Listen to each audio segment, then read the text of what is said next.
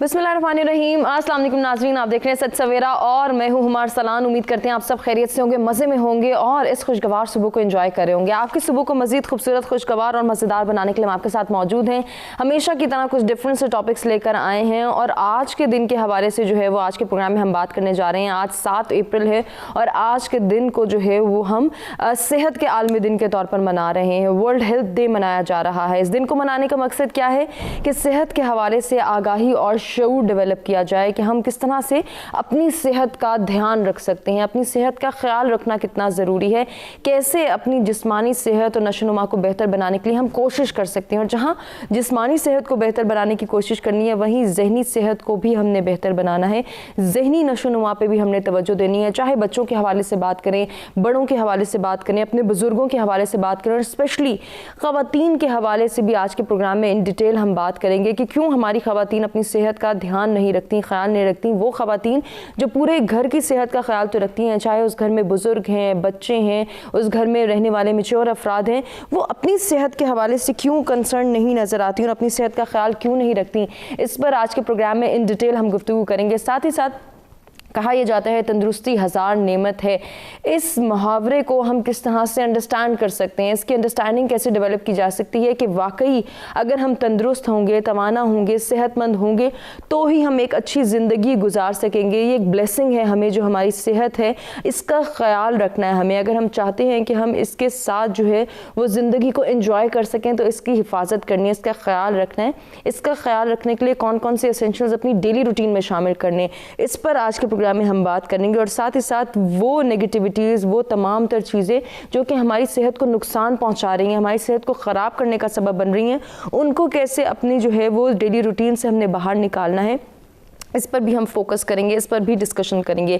सेहत के दिन के हवाले से सेहत का आलमी दिन मनाया जा रहा है तो इसको मनाने का मकसद बिलखुसूस आज की जब हम रूटीन की बात करते हैं, कोविड की सिचुएशन की बात करते हैं, कुछ हम जो है वो इससे रिलेटेड भी गुफ्तगू करेंगे। कोरोना वायरस के आने के बाद से जिस तरह से हमारी तमाम तर लाइफस्टाइल चेंज हो गया है, हमारी रूटीन चेंज हो गई है, हमारे स्केड्यूल्स चेंज हो गए हैं, ऐसे में कितना कंसर्न रहना है अपनी सेहत के हवाले से, कौन से एसेंशियल शामिल करने, अपनी इम्यूनिटी को बूस्ट करने के लिए कौन कौन सी चीज़ों को अपनाना है खुराक के ज़रिए, अपनी रूटीन को बैलेंस करने के ज़रिए। और साथ ही साथ जहां हम बात करते हैं कि अगर हम खुदा न खास्ता किसी मर्ज़ में मुब्तला हो गए हैं, किसी मुहलिक मर्ज़ का हम शिकार हैं, तो भी हमें अपनी सेहत पर तवज्जो देनी है। तो भी हमने छोड़ के सब कुछ बैठ नहीं जाना कि अब तो हम मरने वाले हैं, अब तो हमने कुछ करना ही नहीं, हमें तब भी एफर्ट करनी है, अपनी सेहत का ख्याल रखना है। सेहत का ख्याल रखना क्यों ज़रूरी है? क्योंकि सेहतमंद इंसान ही सेहतमंद मुआशरे की तश्कील में अपना किरदार अदा कर सकता है। अगर इंसान सेहतमंद होगा, हम हेल्दी होंगे तो ही हम अपनी मुल्क की तरक्की में कंट्रीब्यूट कर सकेंगे,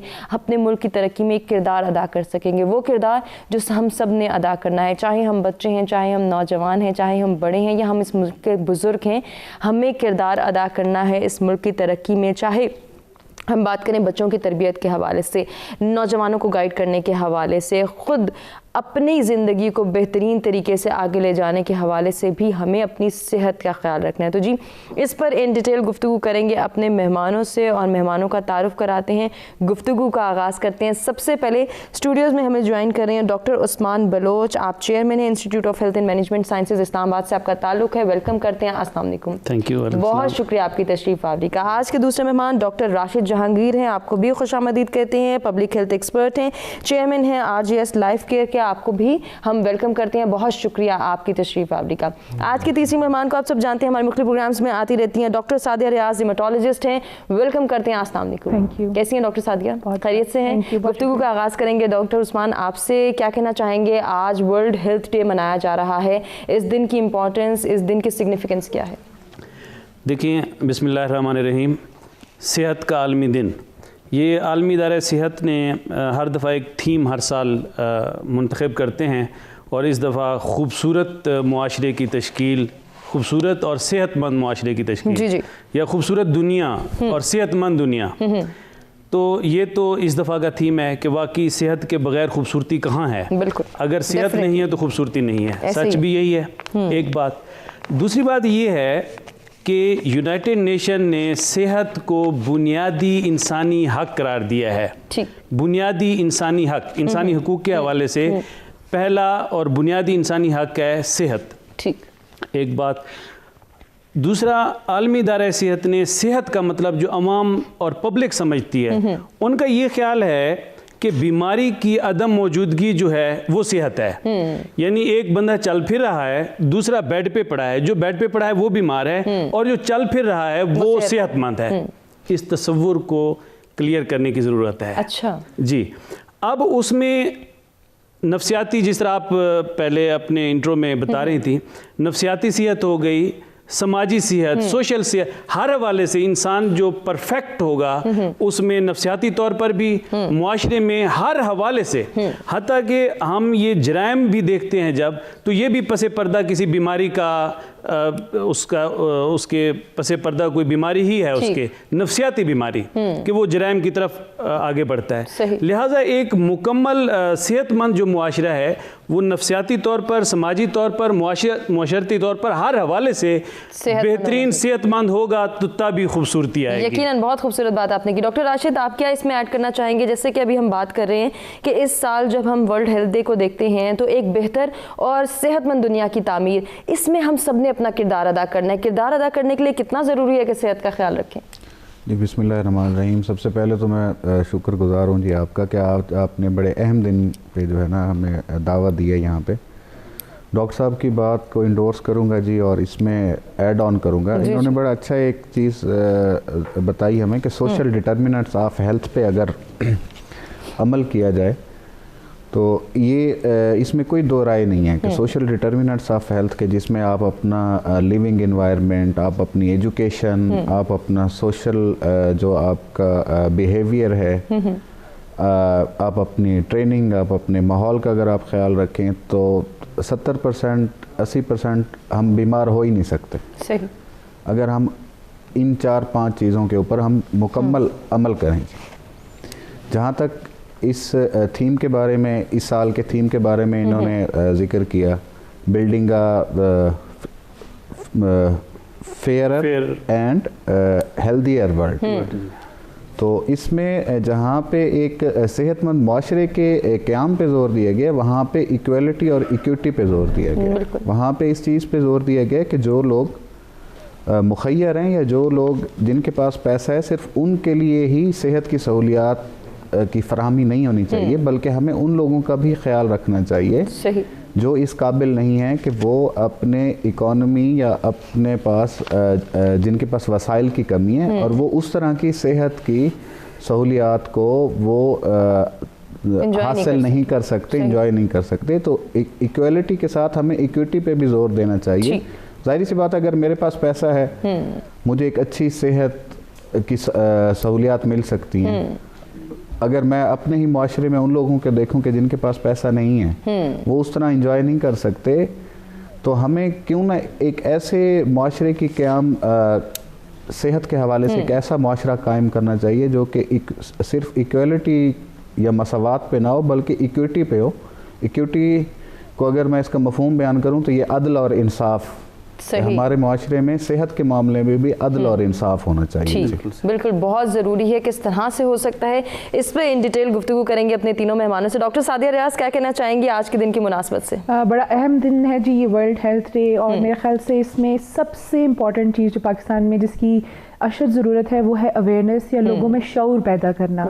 और यहाँ पे हम बड़ी बेसिक चीज़ों से स्टार्ट करेंगे कि अपनी हेल्थ को आप पहले तो बीमार ही ना होंगे, क्योंकि बीमार होंगे तो आपको पता है कि फिर मसले भी ज़्यादा और अखराजात भी ज़्यादा। तो हम इस चीज़ को क्यों ना शुरू से ही बेहतरी की तरफ लेके जाएँ और इस मसले के हवाले से शऊर लोगों के अंदर पैदा करें। इसमें स्पेशली जो ज़रूरत है हर तबके के लोगों के लिए ज़रूरत है, लेकिन वो लोग जो ख़ास तौर पे देहातों पे या छोटे शहरों में रह रहे हैं उनके लिए बड़ा ज़रूरी है कि सिंपल बेसिक कॉन्सेप्ट जैसे कि हाइजीन, सफाई का ख्याल, साफ़ पानी अगर नहीं अवेलेबल तो आप किस तरह उसको उबाल के इस्तेमाल कर सकते हैं, अपने इर्द गिर्द की सफाई, अपने माहौल की सफाई कैसे कर सकते हैं।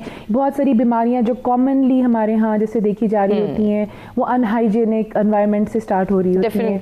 सेकेंडली जब फिर हम थोड़ा शहरों में बात करते हैं तो हमारे थोड़े मसले फ़र्क हो जाते हैं। वो ये कि हम बैठे रहना ऑफिसेज में कंप्यूटर्स के आगे, एक्सरसाइज या वर्जिश नहीं करना, फिर ये जंक फूड और पिज़्ज़ाज और बर्गर्स खाना, अनहेल्दी जो ईटिंग है अपनी बॉडी के लिए करना, तो मेरा ख्याल है ये हम अपने आप के साथ खुद ज्यादती कर रहे हैं। ये पॉइंट लोगों को समझना बड़ा ज़रूरी है कि अगर हम ये चंद चीदा पॉइंट्स अपनी लाइफ में बेहतर कर लेते हैं तो हम बीमारी की तरफ जाएंगे ही नहीं और तंदुरुस्त ज़िंदगी गुजारेंगे। बिल्कुल गुजारेंगे, लेकिन इसके लिए हम एफर्ट नहीं करते, क्योंकि शायद हम जब बीमार होते हैं तो ही हमें अपनी सेहत का ख्याल करना पड़ता है, तो ही हमारी तवज्जो होती है कि शायद अब हमें ज़रूरत है हम डॉक्टर से कंसल्ट करें, अब अपनी सेहत पर तवज्जो दें, अपनी खुराक पर ध्यान दें और ये देखें कि हमारा लाइफस्टाइल क्या है, इसको किस तरह से चेंज किया जा सकता है। उससे पहले तो हम हर चीज़ एंजॉय कर रहे होते हैं। डॉक्टर सादिया, ऐसा क्यों कर रहे होते हैं? देखिए ऐसे ही होता है, पेशेंट जब बीमार होता है तब उसको डॉक्टर की याद आती है और जब ठीक होकर चले जाते हैं तो बेशक वो सालों भूल जाते हैं डॉक्टर को। तो यहाँ पे अगेन लोगों के समझना बड़ा ज़रूरी है कि जैसे जैसे आप ग्रो हो रहे हैं, आप ज़ाहिर है आपकी बॉडी, आपकी हड्डियाँ, आपके जोड़, आपकी बॉडी का हर ऑर्गन जो है वो ग्रो कर रहा है, एज कर रहा है, ठीक है। मैं पेशेंट्स को अक्सर मिसाल करती हूँ, देखें अगर आपके बाल सफ़ेद होंगे वापस काले नहीं हो सकते हैं। सिमिलरली आपकी बॉडी अगर एज करी है तो आपने इसको इस तरह से एज कराना है कि वो हेल्दी तरीके से एज करे और आगे जाके एज रिलेटेड जो मसले होते हैं, वेट रिलेटेड खास तौर पे, ओबेसिटी रिलेटेड जैसे कि शुगर, कोलेस्ट्रॉल, दिल की बीमारियां और हमारे केस में हड्डियों और जोड़ों की बीमारियां हैं, बिल्कुल बहुत ज़्यादा इनको अर्ली एज पे 20, 30 तो जब आप यंग हैं और आपके अंदर हिम्मत है, आप अभी क्यों ना उसको बचा लिया जाए, बजाय इसके कि आप वेट करें कि अब मेरा घुटना खराब हो गया है, अब मैं डॉक्टर के पास जाऊंगा, इलाज करूंगा। इलाज दवाइयां जाहिर है महंगी हैं, तो क्यों ना उससे पहले ही हम सारी चीज़ को उससे पहले किस तरह से जो है हम अपनी सेहत का ख्याल रख सकते हैं। फिजिकल हेल्थ कितनी इंपॉर्टेंट है हमारे लिए कि हम उस पर तवज्जो दें और अपने बच्चों की तरबियत में ये तमाम तर क्वालिटीज़ इनकलकेट करें कि उन्होंने अपनी सेहत का ख्याल रखना है, उन्होंने अपनी हाइजीन का ख्याल रखना है। अनहेल्दी एनवायरनमेंट शायद ये बेसिक वजह है कि हमारे माशरे में बीमारी बहुत तेज़ी से डेवलप हो जाती है, बहुत आम है बीमार होना। इस पर मजीद भी डिस्कशन के सिलसिले को आगे बढ़ाएंगे। एक ब्रेक की जानिब बढ़ें, ब्रेक से वापस आते हैं, कंटिन्यू करते हैं।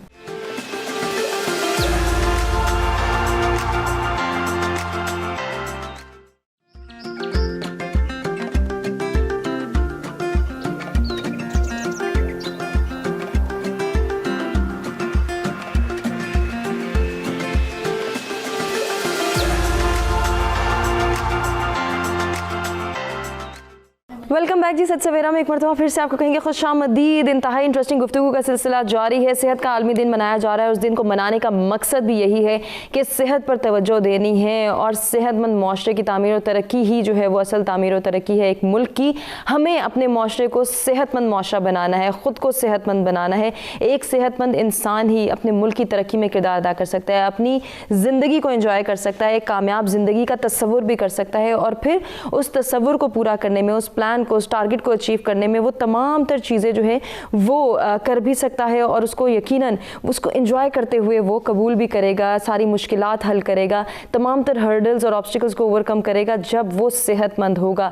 हेल्दी वेज अपनाना कितना ज़रूरी है, हेल्दी इन्वायरमेंट कितने इंपॉर्टेंस का हामिल है, इस पर ब्रेक पे जाने से पहले हम गुफ्तगू करना चाह रहे थे। डॉक्टर उस्मान, अनफॉर्चुनेटली अगर अपने माशरे की बात करते हैं हम, तो हम यहाँ देखते हैं कि अनहेल्दी इन्वायरमेंट है, ना हम हेल्दी ईटिंग की जानिब जाते हैं, ना ही हम ये देखते हैं कि हमारी वजह से कितनी जो है वो प्रॉब्लम्स क्रिएट हो रही हैं, क्यों ये माहौल जो है वो खुशगवार नहीं हो रहा है, इसमें ना खुशगवारी ना हमवारियाँ बढ़ती चली जा रही हैं, हम उसमें कितना कंट्रीब्यूट कर रहे हैं। पोल्यूशन की हमारे सामने मिसाल है, हम खुद क्रिएट कर रहे हैं, हम अपनी हेल्दी हैबिट्स को अपनाना ही नहीं चाहते, हमारी रूटीन डिसबैलेंस है।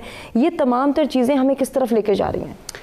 जी बिल्कुल, देखें पहली बात तो ये है कि दुनिया में एक तो पॉपुलेशन में इजाफा हो चुका, आबादी बढ़ गई और फिर इन्वायरमेंट और ये पोल्यूशन और इस तरह का माहौल, पानी साफ़ ना मिलना। देखें ये सारी बातें शायद हर दफ़ा हम सेहत के मौके पे, आलमी दिन के मौके पर हम रिपीट करते हैं। सच ये है कि जब तक हमारे पॉलिसी मेकर इस पे बैठ के तवज्जो नहीं करेंगे, हुकूमत अख्तियारात जिनके पास, आप तसव्वुर करें कि डेंगू का एक इशू हुआ था, ठीक, डेंगू के इशू के लिए हमें स्पेशलिस्ट जो है श्रीलंका से मंगवाने पड़े थे। कितनी हमारे लिए निदामत की बात है। अच्छा आप तसव्वुर करें कि हम मेडिसिन की तरफ जाते हैं, मेडिकल कॉलेजेस बनाते हैं। आप इस्लामाबाद में तसव्वुर करें कि यहाँ पे कितने मेडिकल कॉलेजेस हैं, कितने हॉस्पिटल हैं। आप सिर्फ इस बात पे तवज्जो दें कि पब्लिक हेल्थ और प्रिवेंशन के कितने इदारे हैं। हिफ्ज़ान सेहत के, हिफ्ज़ मा तक़द्दम के, उसकी तालीम। सही। आपको ये सुनकर हैरत होगी कि इस्लामाबाद में कुछ इदारे पब्लिक हेल्थ के, प्रिवेंशन के बंद तो हुए हैं, नए नहीं खुले। अच्छा, अब ये जो डेंगू है, ये जो कोरोना का इशू इस वक्त चल रहा है, ये सारा पब्लिक हेल्थ इशू है, प्रिवेंशन का मामला है। सही। इसमें जब तक हुकूमत इस तरफ तवज्जो नहीं देती, अब हमें ये भी एक तकलीफ दे सच्चाई है, हकीकत है कि हमारा मेडिसिन का, अस्पतालों का ये सारा एक बिजनेस है, बहुत बड़ा बिजनेस है। अच्छा, एक गरीब मुल्क में जब हम प्रमोट करते हैं इस बिजनेस को, तो यकीनन प्रिवेंशन के ऊपर तवज्जो नहीं होती। अब ज़रूरत इस बात की है, अगर हम अपने मुल्क को देखें, गरीब बेचारा, आप गांव देहातों में चले जाएं, भेड़ बकरियां बहुत इंतहाई गुर्बत की हालत में, उनके पास पैसे नहीं होते, यानी वो साल का खेतों में उन्होंने काम किया, कुछ गल्ला इकट्ठा किया और इस तरह फिर वो अपना इलाज भी उधार पे करते हैं। ऐसे हालात में जब उनके ऊपर एक मर्ज लाहक हो जाता है, बीमारियां बढ़ती हैं, उसमें वाकईतन अवेयरनेस की ज़रूरत है, पॉलिसी मेकिंग की ज़रूरत है। गवर्नमेंट को चाहिए वो रूरल सतह पे भी और शहरों में भी पब्लिक हेल्थ को प्रमोट करे, और उसके लिए उसके इदारे कायम हों। एमफिल का प्रोग्राम है हमारे इंस्टीट्यूट में, हम MPH कराते हैं सारा, लेकिन इसके बावजूद गवर्नमेंट की तवज्जो नहीं है। ऑर्गेनाइजेशंस जो हैं उनको चाहिए कि वो इस तरफ तवज्जो दें कि हम ये जो डेंगू है या ये कोरोना का इशू है, वर्ल्ड वाइड अब तो इशू हो चुका है यकीनन, लेकिन फिर भी इसका जो हल है वो प्रिवेंशन है। ठीक। अस्पताल, आप पिछली दफा जब ये स्टार्ट हुआ आपने देखा होगा कि कितना दबाव पड़ गया अस्पतालों के ऊपर, लेकिन वो हल नहीं कर सके। हल क्या है? हल जो है वो हिफ्ज़ मा तक़द्दम है। इसके ऊपर हुकूमत को भी पॉलिसी बनाने की ज़रूरत है, और मुआशरे में भी ये जिस तरह आपने ये प्रोग्राम किया, यकीनन ये प्रोग्राम जारी सारी रहने चाहिए ताकि पब्लिक इनको देखे और उनको पता चले कि हाँ, हम अपना इम्यून सिस्टम किस तरह डेवलप करके बीमारियों से बच सकते हैं। जिस तरह डॉक्टर साहबा ने कहा कि पानी 2 लीटर पानी है, ये हर हाल में हर बंदे ने पीना है, वॉक है, एक्सरसाइज है, तो इस तरफ हमें तवज्जो देना होगी। यकीनन तवज्जो देना होगी, इस अहमियत को उजागर करना होगा कि सेहत एक नेमत है और इस नेमत का हमने ख्याल रखना है, इसकी हिफाजत करनी है। डॉक्टर राशिद, जैसे कि अभी बड़ी खूबसूरत बात करते हैं डॉक्टर उस्मान, हम ये सब जानते हैं prevention is better than cure, लेकिन हम ये इंतज़ार कर रहे होते हैं, अच्छा देखा जाएगा जब बीमार होंगे, अभी से क्यों एहतियात करें, अभी से क्यों खर्चे करें, अभी तो हम बहुत सारी चीज़ों को और मैनेज नहीं कर पा रहे, ये खर्चा खुद से मोल ले लें कि हमने प्रिवेंशन में जाना है, प्रिकॉशंस में जाना है, इसके लिए कौन एक्सपेंस देगा। यहाँ जो अवेयरनेस की ज़रूरत है, यहाँ जो माइंडसेट तब्दील करने की ज़रूरत है, वो कौन करेगा? देखिए जी, दुनिया में ना हमेशा 2 तरह की इंटरवेंशन हैं, एक आपकी अपस्ट्रीम इंटरवेंशन है, एक आपकी डाउनस्ट्रीम इंटरवेंशन है। मिनहसुल कौम हमारा ये बहुत बड़ा प्रॉब्लम है कि हम डाउनस्ट्रीम की तरफ होते हैं, कि जब हमारे सर पे मुसीबत पहुंच जाती है ना, फिर हम सोचते हैं कि अब हमने क्या करना है। जो अभी एक पेंडेमिक चल रहा है दुनिया में, अगर इसके तनाजुर में मैं 2 चीज़ें मैं आपसे शेयर करूं। पब्लिक हेल्थ मशीनरी, दुनिया में इस तरह के भी एग्जाम्पल्स हैं हमारे पास, जैसे सिंगापुर है, श्रीलंका है, कि जहाँ पे शायद MRI और CT स्कैन की मशीनें, वेंटिलेटर्स की तादाद पाकिस्तान से बहुत कम थी, बट उन्होंने कंट्रोल किया, उन्होंने कोविड को कंट्रोल किया, और वहाँ पे जो प्रिवेलेंस था इस वबा का वो ना होने के बराबर है। अब उन्होंने कैसे कंट्रोल किया? उन्होंने अपनी प्रिवेंटिव मेजर्स, अपनी पब्लिक हेल्थ मशीनरी को एक्टिवेट किया और उन्होंने कंट्रोल कर लिया। दूसरी मिसाल अब हमारे सामने आई है कि जब हम इसकी इम्यूनाइजेशन दुनिया में इंट्रोड्यूस हुई है, तो बड़ी शर्म से हमें ये बात कहनी पड़ती है कि शायद हम दुनिया के उन चंद ममालिक में शामिल है कि जहाँ पे कोई पॉलिसी नहीं थी, कोई रेगुलेशन नहीं थी। बिल्कुल। इंपोर्टर ने वैक्सीन इंपोर्ट कर ली, हमारे मुल्क में वैक्सीन पहुंच गई, हमारा लॉ नहीं था कि अब उस वैक्सीन को हम मार्केट कैसे करें जी। वो वैक्सीन बड़े स्टोर्स में अपनी, चूंकि इसका टाइम बहुत कम होता है, 6 महीने तक इसकी वैलिडिटी है, तो वो अपनी आधी उम्र या वो अपना आधा टाइम गुजार चुकी थी वैलिडिटी का, तब हमारे जो है एक्टिवेट हुई हमारी रेगुलेटरी अथॉरिटीज़, पॉलिसी मेकर्स को तब जो है ना वो होश आया, और उन्होंने फिर जब उसकी कीमत या कॉस्ट जो है या प्राइस जब सेट की, तो वो इस तरह सेट की कि जो काबिल कबूल नहीं थी, इंपोर्टर के लिए भी और प्रोड्यूसर के लिए भी। ठीक। तो वो एक बहुत बड़ा गैप आया, उस गैप के आने के बाद अब फिर हम उसी तरह एक अपनी हेडेक ले रहे हैं। तो जब तक हम अब, अच्छा, जहाँ तक हमारा है ट्रस्ट डेफिसिट, हमारा सबसे बड़ा जो ट्रस्ट डेफिसिट है वो ये कि जिस तरह हम बाज़ार से कोई चीज़ ख़रीदने जाते हैं, जब उसके ऊपर हम देखते हैं मेड इन पाकिस्तान, तो हम उसको इम्पोर्टेंट नहीं कोई इम्पोर्टेंस नहीं देते, हमारे लिए वो कोई अहमियत के हामिल नहीं है वो चीज़। सेम इसी तरह हमारे अपस्ट्रीम या पॉलिसी मेकर्स को हमारे अपने जो टैलेंट है उसके ऊपर भरोसा नहीं है। जब भी हमारे यहाँ हम कोई भी एक ऐसी चीज़ फेस कर रहे होते हैं अपनी सोसाइटी के अंदर, तो हम बाहर की तरफ देख रहे होते हैं। ठीक, सिर्फ हेल्थ नहीं, आप क्रिकेट में देख लें कितने बड़े बड़े स्टार्स इस मुल्क ने पैदा किए, और इन्होंने दुनिया में क्रिकेट को इंट्रोड्यूस कराया और उनको सिखाया जाके कि क्रिकेट होती क्या है। सही। लेकिन उसके बावजूद हम किसके ऊपर रिलाई करते हैं? अपनी टीम के लिए बाहर के लोगों पे। तो जब तक हम अपने ऊपर यकीन नहीं करेंगे, हम कभी भी कामयाबी हासिल नहीं कर सकते। बिल्कुल, ये बड़ी अच्छी बात आपने की, ना हम अपने ऊपर यकीन करते हैं, ना किसी की बताई हुई बात पे यकीन करते हैं। डॉक्टर सादिया, ये जो ट्रस्ट इश्यूज़ हैं, ये हमें कोविड की सिचुएशन में बहुत ज़्यादा नज़र आए। किसी ने बता दिया ये साइंस एंड सिम्टम्स हैं, अगर ये हो जाते हैं तो पॉजिटिव हो सकता है टेस्ट, आपने जाके टेस्ट कराना है। हम टेस्ट तो नहीं कराते, उसको प्रेफरेंस नहीं देते, हम और जो है रेमेडीज़ की जानिब चले जाते हैं। इससे मशवरा कर लें, दूसरे से मशवरा कर लें, इसने डरा दिया तो छुप के बैठ जाओ, उसने कुछ कह दिया तो बिल्कुल किसी को बताना नहीं। ये बहुत सारी चीज़ें जो कि वैक्सीनेशन के हवाले से भी हमें सुनने को मिली, मेडिकेशन के हवाले से भी सुनने को मिली, और जो पोस्ट कोविड सिचुएशन थी, जिनको कोविड हो गया, जिन्होंने रिकवर भी कर लिया माशाल्लाह से, उनके हवाले से भी ये कि अब तो डॉक्टर के पास जाना नहीं है, अब तो किसी को दिखाना नहीं है, ठीक है थोड़े दिन बाद ये दर्द आराम आ जाएगा, इसमें बैक एक हो रहा है, फलां गोली खा लो, फलां ट्रीटमेंट ले लो, फलां रेमेडी कर लो। ये किस हद तक गलत है हमारे लिए? मेरे ख्याल ये काफ़ी एक तो ख़तरनाक सिचुएशन जिसको हम कहेंगे ना, वो बनी हुई है। ड्यूरिंग द कोविड भी इसी तरह हुआ कि लोगों ने व्हाट्सएप पे, और हर कोई डॉक्टर बना हुआ है और मशवरे दे रहे हैं और दवाइयों के नाम बता रहे हैं। तो प्लीज़ आपके तवज्जुह से मैं लोगों को ये मैसेज देना चाहूँगी कि इधर उधर की बातों की रेमेडीज़ पे प्लीज़ इसको मत इस्तेमाल करें, या अपने लिए नुकसान पैदा कर रहे हैं। जहाँ तक बात है कोविड की, अगेन हम बार बार यही बात करते आए कि आपने तो सिंपल से 2 काम करने हैं, SOPs फॉलो करनी है और मास्क पहननी है। ये प्लीज़ अगर आप फॉलो कर लेते हैं तो हम बहुत सारी बीमारी के ऊपर काबू पा सकते हैं। यकीनन। जहाँ तक आगे की ट्रीटमेंट की बात आ गई, यहाँ पे हमें बहुत केयरफुल रहना है जी, क्योंकि यहाँ पे ख़ास तौर पे वो लोग जो बुज़ुर्ग हैं, जिनको ऑलरेडी बीमारी पहले से, कोई दिल की बीमारी, शुगर की बीमारी चल रही है, वो हाई रिस्क के ऊपर हैं कि उनका केस कॉम्प्लिकेट हो जाता है। तो ऐसे लोग तो कम से कम प्लीज़ जो है किसी टोटके और मशवरों से बिल्कुल दूर रहें। तीसरी चीज़ जो मैंने बड़ी कॉमन प्रैक्टिस में देखी, वो ये देखी कि लोगों ने कोविड के फियर में आके अपनी रेगुलर दवाइयाँ छोड़ दी, जैसे कि हार्ट की, शुगर की, या कि जोड़ों की बीमारियाँ वो इस्तेमाल कर रहे थे।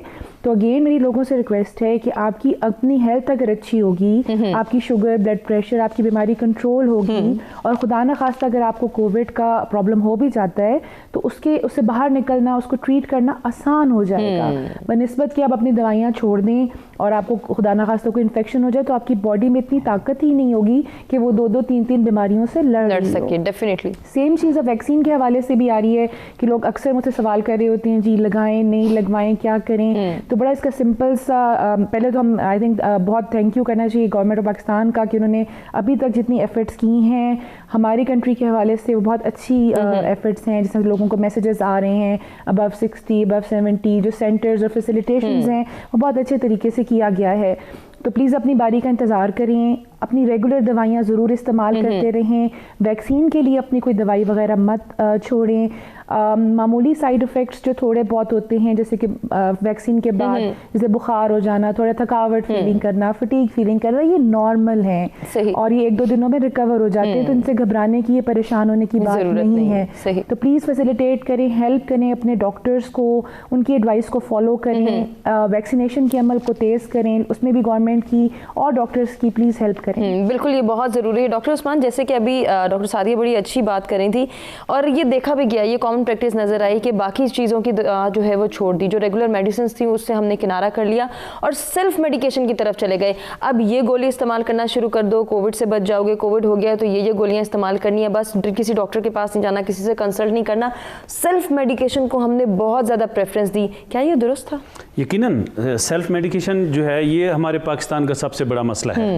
यानी कुछ मसला हुआ, थोड़ा सा तबीयत ख़राब हुई, डॉक्टर से रब्ता किए बगैर हमने मेडिकल स्टोर से जाके दवाई ले ली, ऐसे ही एक बात। अच्छा, दूसरा, एक तो आम तबका जो है वो गैर ज़रूरी अद्वियात इस्तेमाल करता है।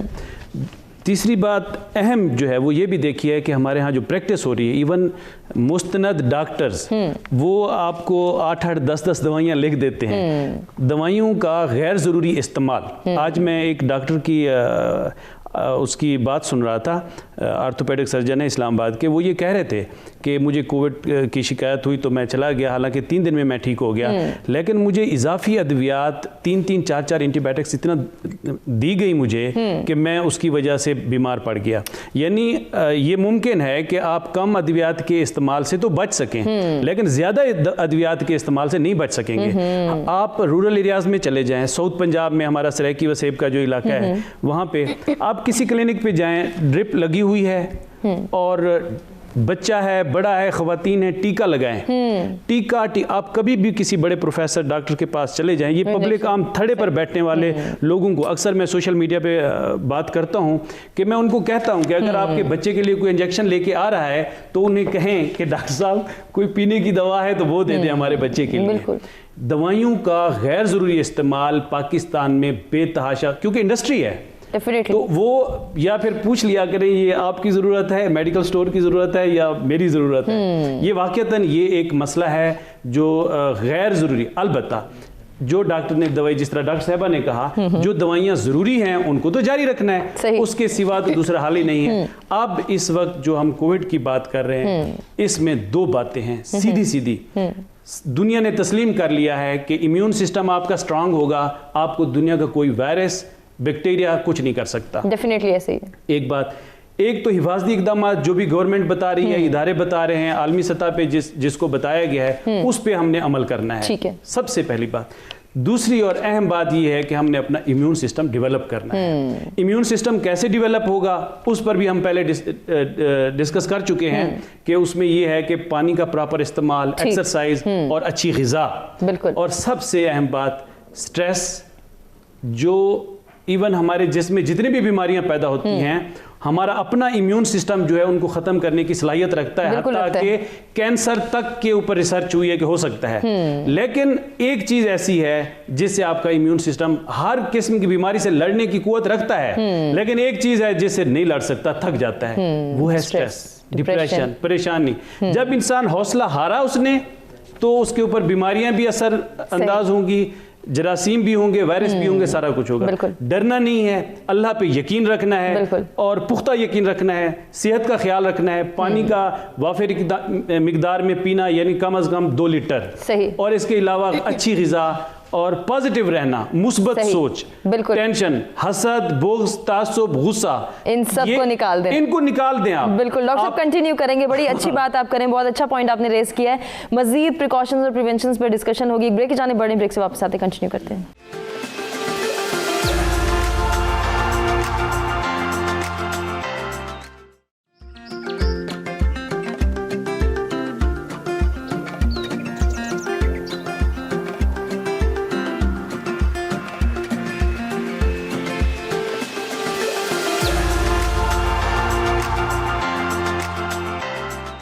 वेलकम बैक जी। सच सवेरा में एक मरतबा फिर से आपको कहेंगे खुशामदीद। सेहत का आलमी दिन हम मना रहे हैं और इस दिन को मनाने का मकसद यही है कि सेहतमंद रहने की कोशिश की जाए, ये आगाही डेवलप की जाए कि सेहत हमारे लिए कितनी इंपॉर्टेंस की हामिल है, इसको किस तरह से हमने बेहतर बनाना है, इस पर किस तरह से तवज्जो देनी है, और सेहतमंद मुआशरा ही जो है वो तरक्की का बाइस बनता है किसी भी मुल्क के लिए।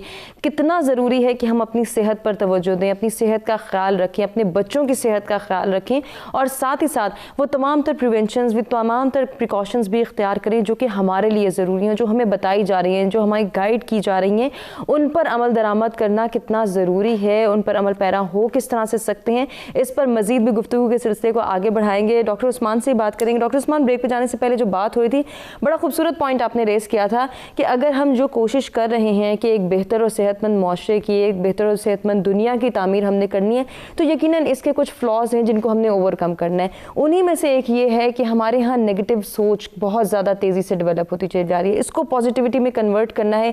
जिन तमाम तर क्वालिटीज़ को आपने कहा था कि हमने शामिल करना है और जिन तमाम बुराइयों को हमने निकालना है, मैं चाहूँगी उसी पे ज़रा थोड़ा हम गुफ्तगू को मज़ीद बढ़ाएं।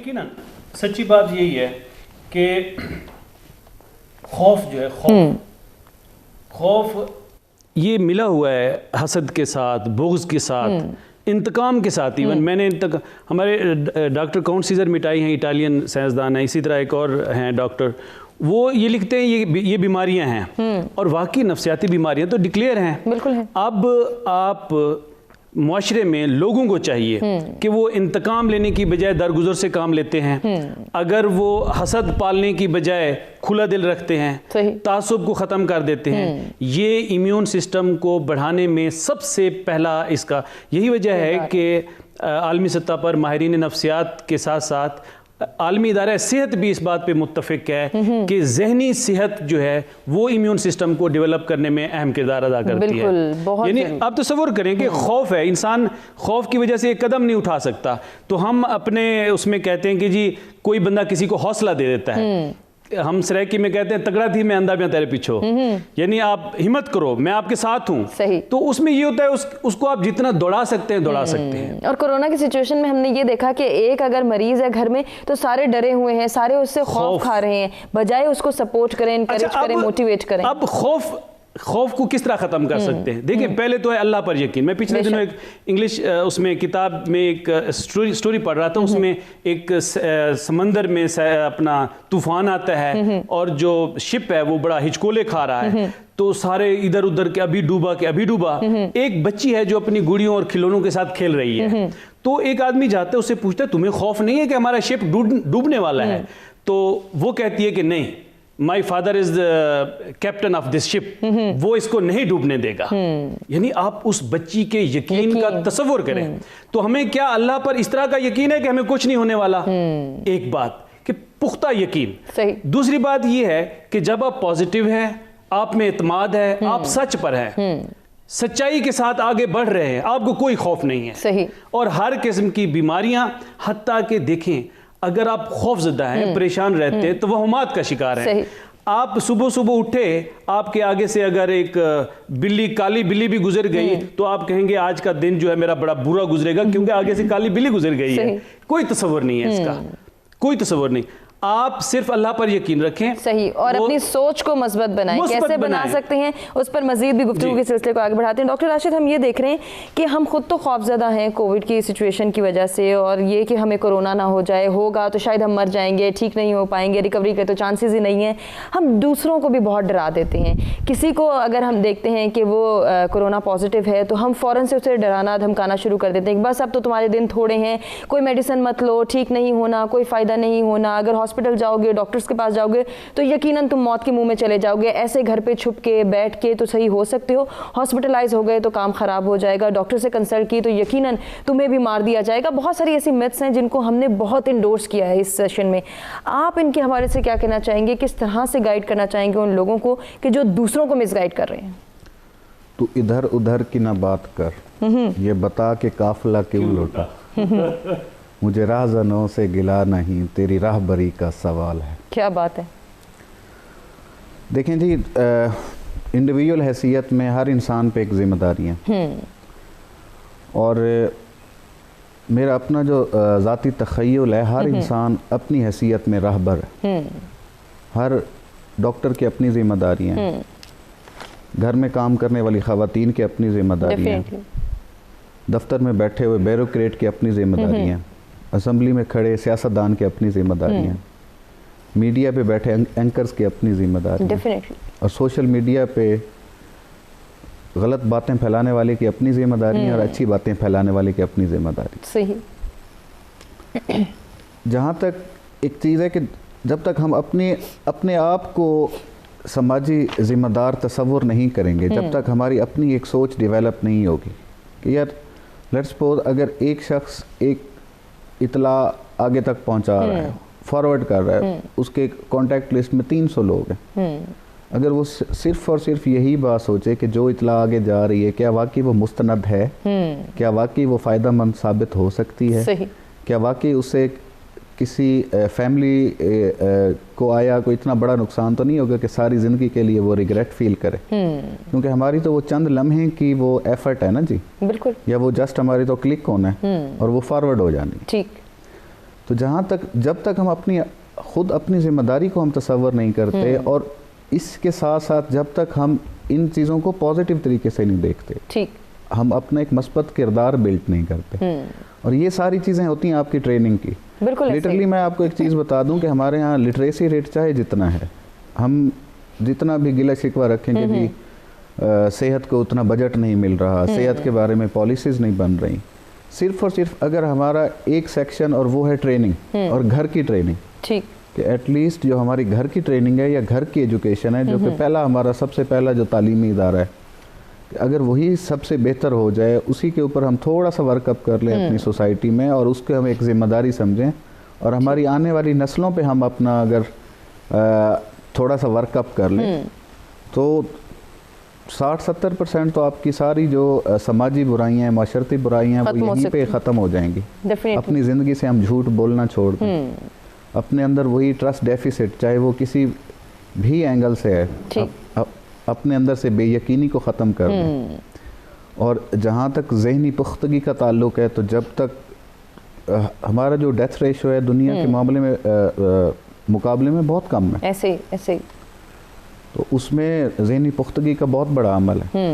इसी तरह जब तक हम अपनी मज़ीद इसके ऊपर हम वर्कअप नहीं करते और हम ये जो कभी भी ना आप बीमार से नफ़रत ना करें, आप बीमारी से नफ़रत करें।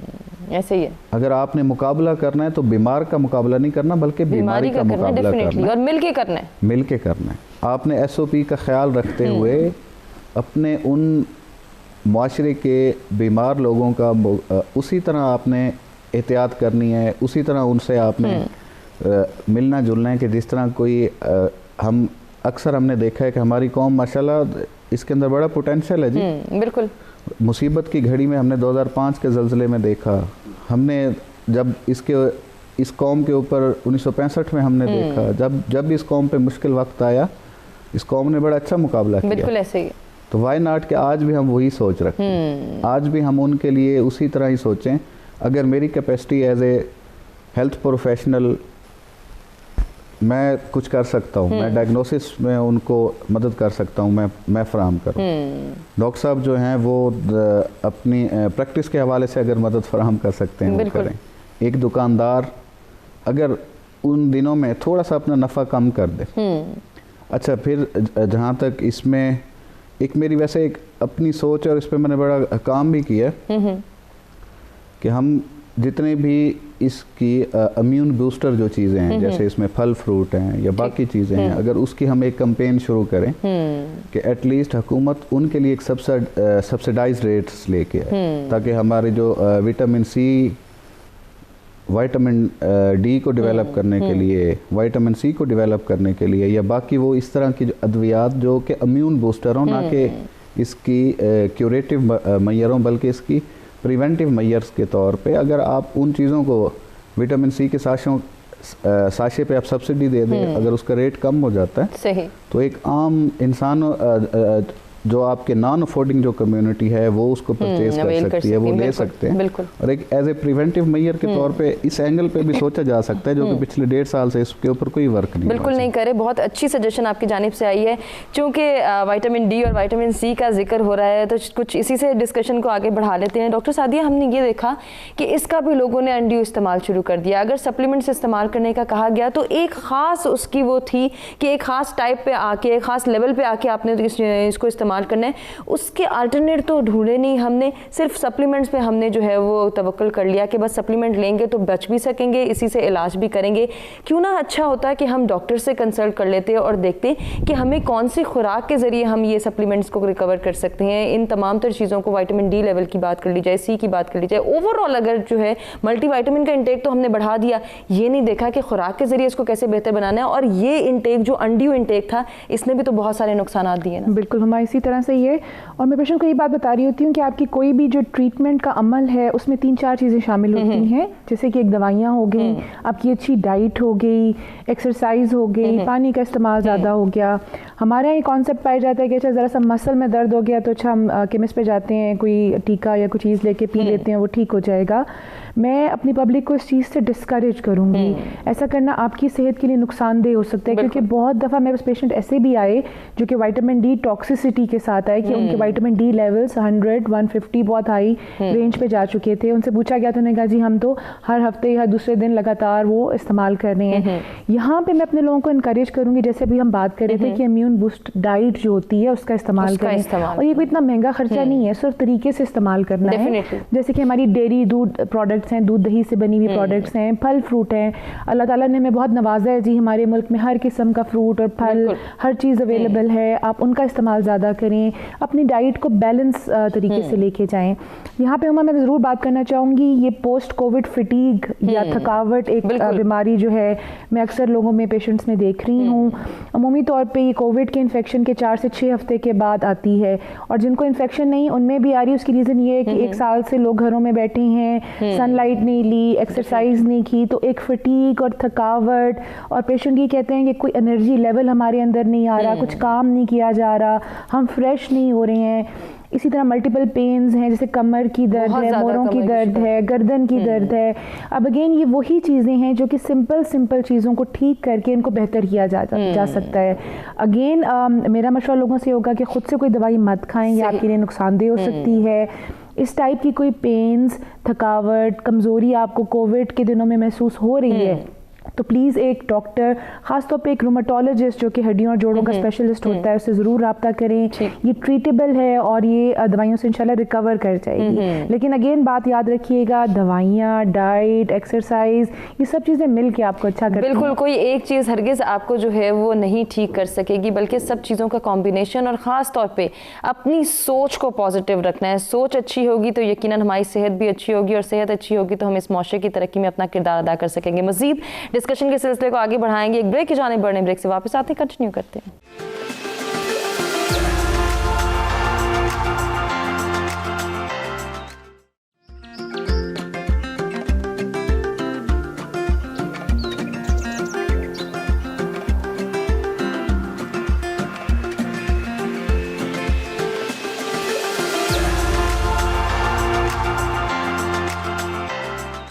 वेलकम बैक जी। सच सवेरा में एक मरतबा फिर से आपको कहेंगे खुशामदीद। इंटरेस्टिंग गुफ्तगू का सिलसिला जारी है। आज का जो टॉपिक है वो आज के दिन के हवाले से, आज सेहत का आलमी दिन मनाया जा रहा है। इस दिन को मनाने का मकसद यही है कि सेहतमंद रहना हम सबकी जो है ख्वाहिश तो होती है, लेकिन इस पर हम तवज्जो नहीं देते। इसके लिए हम कोशिशें और काविशें करना भूल जाते हैं।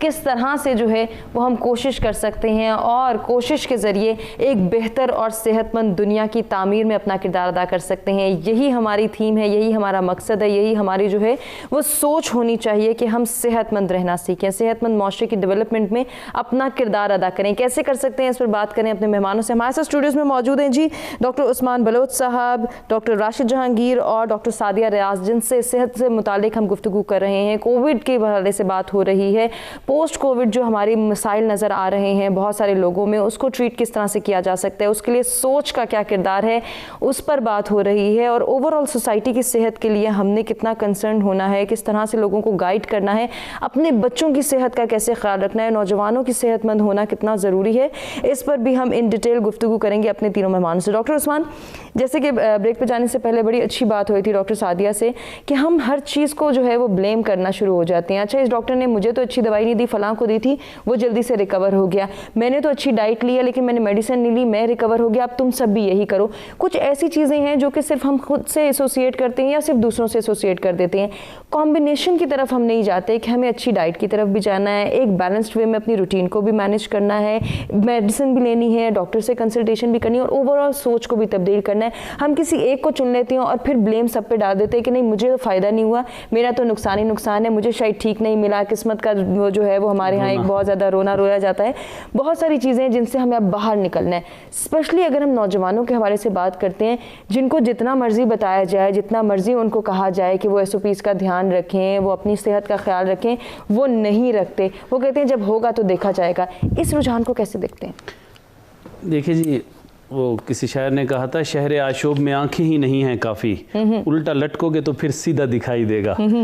देखें, हमने जाना है कराची, सही, तो कराची की ट्रेन पर बैठेंगे ना। डेफिनेटली। अगर हम जाना कराची है, बैठ जाएं लाहौर वाली ट्रेन पे, तो क्या हम मंजिल मकसूद पे पहुंच सकते हैं? कभी भी नहीं, हरगिज़ नहीं।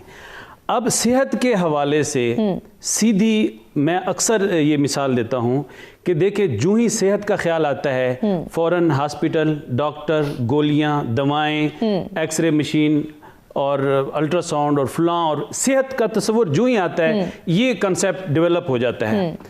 अच्छा, अब मैं अक्सर इसकी एक मिसाल भी देता हूँ एक लेमैन के लिए जो थड़े पर बैठा है, जो किसी जगह आम आदमी के लिए भी एक मिसाल मैं अक्सर देता हूँ कि एक रोड है, उस सड़क पे गड्ढा है, ठीक है, जो भी गाड़ी आती है उसमें हादसा होता है, कोई जख्मी होते हैं, तो फिर एक नेक दिल इंसान उठता है, हुकूमत का कोई कारिंदा, कोई सोशल वर्कर, वो कहता है कि यहाँ पे रोजाना लोग जख्मी हो रहे हैं, क्यों ना इसके सामने फर्स्ट एड सेंटर बना दिया जाए। ठीक।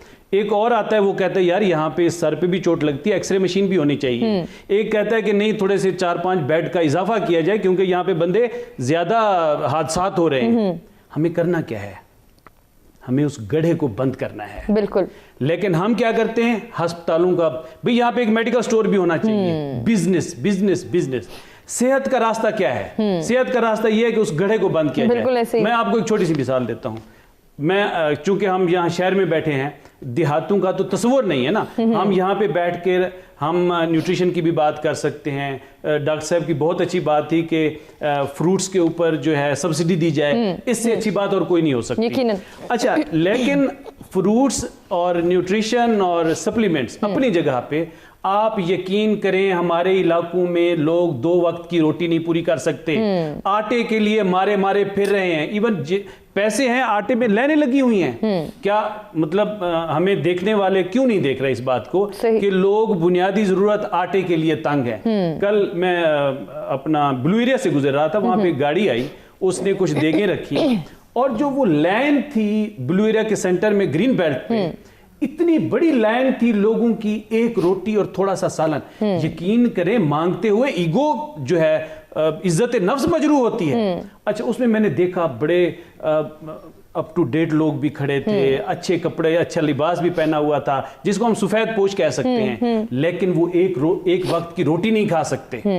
अब सूरत हाल क्या है? अब ऐसी कौम के ऊपर जो भूखों मर रही है, उनके ऊपर अद्वियात, अस्पताल और डॉक्टरों और लैब्स की वजन बढ़ा देना बिल्कुल कोलैप्स हो जाता है। लोग यकीन करें कि मैं फिर देहात की बात करूंगा, क्योंकि मुझे आज भी याद है जब डॉक्टर यूनुस थे, इसके बांग्लादेश के नोबेल प्राइज उन्होंने हासिल किया, तो उनको मैंने बताया कि मैं पब्लिक हेल्थ पे काम कर रहा हूँ, इस्लामाबाद में मेरा इंस्टीट्यूट है, फलां है फलां है। उसका सवाल एक था, मुझे कहता है, डॉक्टर उस्मान आपने गांव के लोगों के लिए क्या किया? मेरे पास कोई जवाब नहीं था।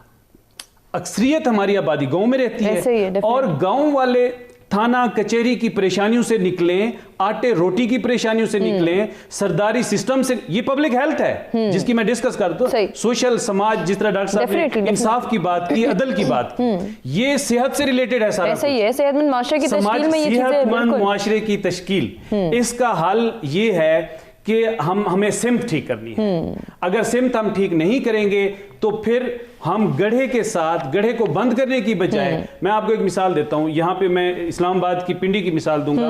होली फैमिली हॉस्पिटल में सबसे ज्यादा रश होता था डेंगू का। अच्छा, वहां पे वजीर आला भी पहुंचता है, वहां पे बड़े बड़े जो डिप्टी कमिश्नर सबके विजिट हो रहे हैं। अच्छा, अगर किसी डॉक्टर में थोड़ी सी कोताही हुई, लेट हो गई, कोई एसओपीज का मसला है, कोई मसला, उनकी नौकरियां भी खत्म हो, सारा कुछ। आप वहां का रिकॉर्ड चेक करें, उस अस्पताल में सबसे ज्यादा आने वाले मरीजों की जो तादाद थी, ये तरलाई, त्रामड़ी और फलां एरियाज जो थे जहां पे पानी का इज्तिमा होता है, और वहां से अब आप बीमारियों की जो प्रोडक्शन है, फैक्ट्रियां लगी हुई हैं बीमारियों की, उसका पानी, उसको ड्रेन करना, उसकी सफाई का इंतजाम करना, इलाके की सफाई करना, ताकि बीमारियों की ग्रोथ को खत्म किया जाए। हमारा अस्पताल के ऊपर जोर है।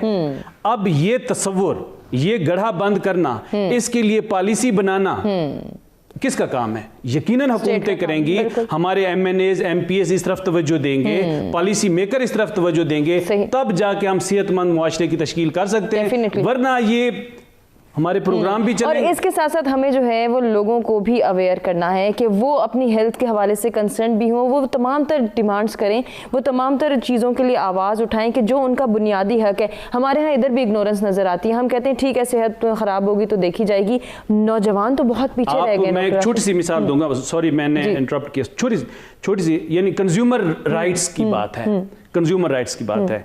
हमारे जामपुर में ऐसा हुआ कि बिजली 3 दिन से बंद थी, एकदम खोल दी गई, खोली तो उसके वोल्टेज ज्यादा आ गए, उसमें एक बंदे की डेथ हो गई, 6-7 घरों को आग लग गई, एक खातून का बाजू झुलस गया, एक जो वो था अपना जानवर वो मर गया, घरों को आग लगी, दुकानों को आग लगी, सारा कुछ। अच्छा, अब इस इश्यू को मैंने उठाया कि उनको कंपनसेट किया जाए। पब्लिक का ये ख्याल था नहीं ये तो अल्लाह की तरफ से हो गया, बिजली का तो होता रहता है। भाई नहीं होता रहता, आपके हकूक हैं, सही ठीक है, आपका जो है उसके लिए कोई बाज़पुर्स होनी चाहिए। तो पब्लिक को पता नहीं है कि हमारा हक क्या है, हमें क्या करना चाहिए। वो बेचारे बिल्कुल ऐसे हम अपनी ज़बान में कहते हैं गूंगे बातें हैं, वो बिल्कुल। इसके लिए अवेयरनेस करना, ये जो सच टीवी कर रहा है, डॉक्टर साहब ने जिस तरह बताया कि जिसका सोशल मीडिया पे है, या सच्ची बात ये है कि जो दाना बीना लोग जो हमारे सिलेक्टेड हैं, जब उनके पास अल्लाह ने इख्तियारात दे दिए तो अब वो सेहत की सिमत ठीक करें और पब्लिक हेल्थ की तरफ तवज्जो दें। अद्वियात का बिजनेस, जिस तरह चीनी के स्कैंडल हैं, इसी तरह यकदम 300% दवाइयों की कीमत बढ़ जाती है।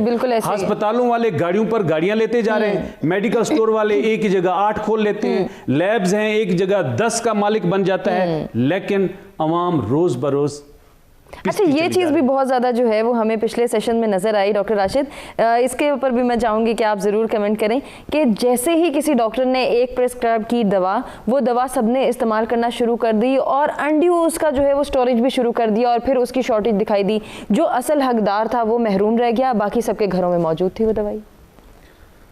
बस ये वही आपकी देखेंगे इंडिविजुअल हैसियत में जब तक हम अपनी जिम्मेदारी खुद तस्लीम नहीं करते ना, जब तक हम दूसरे का हक मारना, हम अपने पाव गोश्त के लिए दूसरे की ना गाय हराम कर देते हैं। सही है। एक मतलब सस्टेनेबिलिटी के ऊपर डिस्कस हो रही थी कि जी SDGs और ये मुख्तलिफ दुनिया में टर्म यूज़ की जाती हैं सस्टेनेबिलिटी की, तो उन्होंने बड़ी अच्छी यही मिसाल दी। उन्होंने कहा जी आप अगर आप इस तरह करेंगे तो आप जो है ना आप अपनी मौजूदा अगर आप अपने लिए सोचें, आने वालों के लिए ना सोचें। सस्टेनेबिलिटी का ये मतलब है। सही। हालांकि हमें जो हमारे मज़हब ने तालीम दी है वो तो इससे बिल्कुल डिफरेंट है। बिल्कुल ऐसे ही। सबसे पहले हमारे हज़रत मौला अली का कॉल है ना कि कुफ्र का मुआशरा चल सकता है, जुल्म का नहीं चल सकता। अब जुल्म क्या है? जुल्म ये है कि जब आप अपने मुआशरे से इंसाफ को ख़त्म करते हैं, जब आपके अंदर इंसाफ है, आप खुद अपने साथ इंसाफ जब करना शुरू करेंगे तब आपके मुआशरे के अंदर इंसाफ है। ऐसे नो डाउट इस मुल्क में हैं जी मसाइल हैं, पॉलिसी मेकिंग के मसाइल हैं, माफियाइज़म के मसाइल हैं, यहाँ पे दिन दुगनी रात चुगनी लोग बस पैसा कमाने के चक्करों में हैं। यहाँ पे कोविड का पेंडेमिक आता है तो वो मास्क जो आपको शायद 50 पैसे का पहले मिलता था या पाकिस्तानी रुपए 1 रुपए में वो आपको 2 मिल जाते थे, वही आपको एकदम उसके 100 रुपए का एक मिलना शुरू हो गया। 100 रुपए का एक मिलना शुरू हुआ। सैनिटाइजर्स का जहाँ तक इस्तेमाल के जो लोग यहाँ पे चूंकि रूटीन नहीं थी, पूछते नहीं थे, तो ऐसे ही है बिल्कुल। इसी तरह जहाँ पे डायग्नोस्टिक्स का है तो वहाँ पे भी लोगों ने अपनी मर्जी से रेट तय किए, लोगों ने फ़ायदा उठाया। लेकिन काफ़ी सारी मिसालें ज़ाती तौर पे मुझे पता है कि जिन लोगों ने सर्व भी किया, सही, उन दिनों में भी सर्व किया और अपना उन्होंने राइट छोड़ा। सही। मुआशरे में जब सारे बुरे हो जाएंगे, अच्छे लोग ख़त्म हो जाएंगे, तो फिर तो मुसलमान होने की हैसियत से मेरा तो ईमान है कि फिर क़यामत आ जाएगी। बिल्कुल। तो हमें जो अच्छी मिसालें हैं, जो इन्होंने अच्छा काम किया इस मौके पे, उनको हमें प्रिविलेज देनी चाहिए। जहाँ पे मैं मीडिया को, सच टीवी को मैं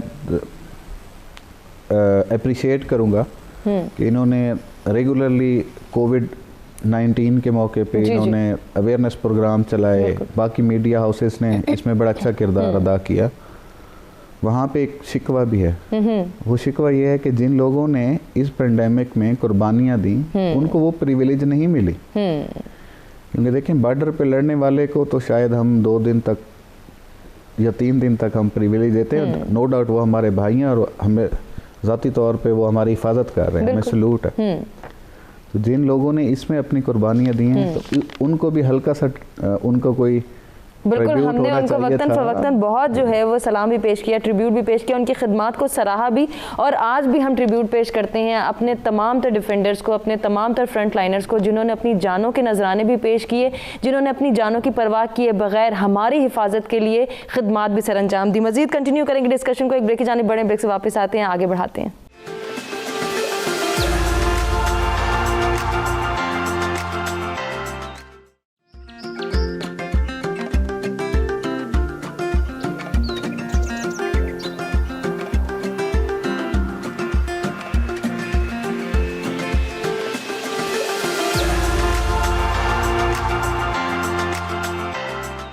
जी वेलकम बैक। सत सवेरा में एक मरतबा फिर से हम आपको कहेंगे खुशामदीद। सेहत पर तवज्जो देना कितना ज़रूरी है। सेहतमंद मुआशरा ही सेहतमंद मुल्क की निशानी है। एक इंसान सेहतमंद होगा तो ही वो अपने मुआशरे की तरक्की में किरदार अदा कर सकेगा। कितना ज़रूरी है हम सब के लिए हम अपनी डेली प्रैक्टिसेस को बेहतर बनाएं और अपनी सेहत को बेहतर बनाने के लिए, चाहे जिस्मानी सेहत है या जहनी नशोनुमा है, उसको बनाने के लिए कोई ना कोई एफ़र्ट करें। एफ़र्ट किस तरह से की जा सकती है, ख़वातीन के हवाले से बात करना बहुत ज़रूरी है, क्योंकि अक्सर औक़ात ऐसे देखा गया है कि ख़वातीन दूसरों की सेहत का तो बहुत ख्याल रखती हैं, चाहे अपने घर में मौजूद बच्चों की बात कर लें, अपने घर में मौजूद मैच्योर अफराद की बात कर लें या फिर बुजुर्गों की बात कर लें, लेकिन वो कहीं ना कहीं इग्नोर कर देती हैं अपनी सेहत को। डॉक्टर सादिया, ऐसा क्यों होता है कि ख़वातीन अपनी सेहत पर तवज्जो नहीं देती? और डेफिनेटली आपके पास ऐसे बहुत सारे केसेस आए होंगे ख़वातीन से रेलिवेंट कि जहाँ बहुत ज़्यादा कमी देखने में आई, इसीलिए कि उन्होंने तवज्जो नहीं दी। बिल्कुल, हम ऐसे ही देखें, मैं रोमेटोलॉजिस्ट हूँ, हड्डियों और जोड़ों की बीमारियों से डील करती हूँ और तकरीबन 60 to 70% जो मेरे पेशेंट्स होते हैं वो ख़वातीन होती हैं। और आजकल तो मैं यंग ख़वातीन को भी देख रही होती हूँ जिनमें अर्ली एज में ही घुटनों का आर्थराइटिस, जोड़ों का मसला, पट्टों का मसाइल जो है वो स्टार्ट हो रहे हैं। और उसकी जो मेन रीज़न है वो यही है कि वो अपनी डाइट का ख्याल नहीं रख रहे हैं। इवन जिस तरह हम कोविड की पेंडेमिक में भी बात करें तो आई थिंक फीमेल्स ही हैं जिनका ख़ास तौर पर काफ़ी हेक्टिक एक रूटीन रहा कि उन्होंने घर में भी देखा, खुदा न खास्ता को बीमार है उसको भी देखा, कुकिंग वगैरह भी सारा कुछ किया, लेकिन जब एंड ऑफ द डे अपनी हेल्थ की बात आई तो एक पेन किलर खा के या कोई दवाई खा के या कुछ पट्टी बांध के उसको उन्होंने वहाँ रोक दिया। देखिए, ऐसा करने से आप अपनी बीमारी को या डिजीज़ को ख़राब कर रहे होते हैं। वक्ती तो वो छुप जाता है लेकिन कुछ अरसे में, कुछ महीनों के बाद वो ख़राब होके बाहर आता है। तो मेरी अगेन लेडी से रिक्वेस्ट यही होगी, अक्सर मुझसे कहती हैं कि जी हम घर का काम करते हैं, हमारी एक्सरसाइज हो गई, तो इसका जवाब है नहीं। आप अपने लिए दिन में 24 घंटों में से कुछ वक्त, कुछ मिनट अपने लिए निकालें जिसमें अपने लिए कुछ आप एक्सरसाइज करें, कुछ रिलैक्स करें, कुछ बुक पढ़ें, ताकि वो टाइम आप अपने ऊपर एक पॉजिटिव एनर्जी के साथ जो है उसको स्पेंड कर सकें। आप ऐसा करेंगे तो फिर अगेन आगे जाके आप बाकी अपनी फैमिली मेम्बर्स की जो है वो हेल्थ का ख्याल कर सकते हैं और अगेन फिर आगे आने वाले टाइम में आप अपनी हेल्थ को बेहतर रख सकते हैं। मुख्तलिफ बीमारियाँ और जिसमें हड्डियों और जोड़ों की बीमारियाँ हैं उससे अपने आप को बचा सकते हैं। तो ये चीज़ बड़ी ज़रूरी है और ये आपने अपना ख्याल खुद रखना है, कोई बाहर से आके आपका ख्याल दूसरा बंदा नहीं रखेगा। अच्छा, ये चीज़ भी बहुत देखने में आई क्योंकि हम घरों पे मौजूद थे, वर्क फ्रॉम होम का कॉन्सेप्ट हमें नज़र आया और ख़वातीन ज़्यादा बर्डनाइज भी नज़र आई। तो उन्हें अगर एक्सरसाइज करने का कहा गया तो उन्होंने कहा नहीं, एक्सरसाइज रहने दें क्योंकि हमारे पट्ठों में, जोड़ों में बहुत ज़्यादा दर्द है, हमें फिजियोथेरेपी की तरफ ले जाएं। फिजियोथेरेपी कराना कितना सूदमंद है? देखिए, इसमें दो चीज़ें आ जाती हैं। जैसे मैं पहले बात करी थी कि किसी भी बीमारी का जो इलाज है उसमें फिजियोथेरेपी, एक्सरसाइज, दवाइयाँ, डाइट, सब चीज़ों की कम्बिनेशन जो है वो होती है। अब देखा जा रहा है कि मुख्तलिफ इलाकों में जिस तरह से लॉकडाउन है और हम unnecessary visit to hospital, clinic से थेरेपिस्ट के बाद अभी ज़रा डिस्करेज कर रहे हैं कि आप अननेसेसरी जो है वो सोशलाइज मत करें। तो इसमें देखिए, इसमें कोई बड़ी कोई मुश्किल साइंस नहीं है। एक्सरसाइज या फिजियोथेरेपी की जहाँ तक हम बात करते हैं, कुछ सिंपल एक्सरसाइजेज हैं जो कि आप घरों में भी कर सकते हैं। आप इंटरनेट पे यूट्यूब वगैरह से देख के वो घरों में इस्तेमाल आप वर्जिशें कर सकते हैं। कुछ ऐसी हैं जो बैठे बैठे भी, लेट के भी की जा सकती हैं। तो ये लोगों में जो एक कॉन्सेप्ट होता है कि नीचे हम फिजियोथेरेपिस्ट के पास जाएंगे, वो कुछ मशीनें लगाएंगे तो हम ठीक होंगे, अनफॉर्चुनेटली ये कॉन्सेप्ट सही नहीं है, ये गलत है।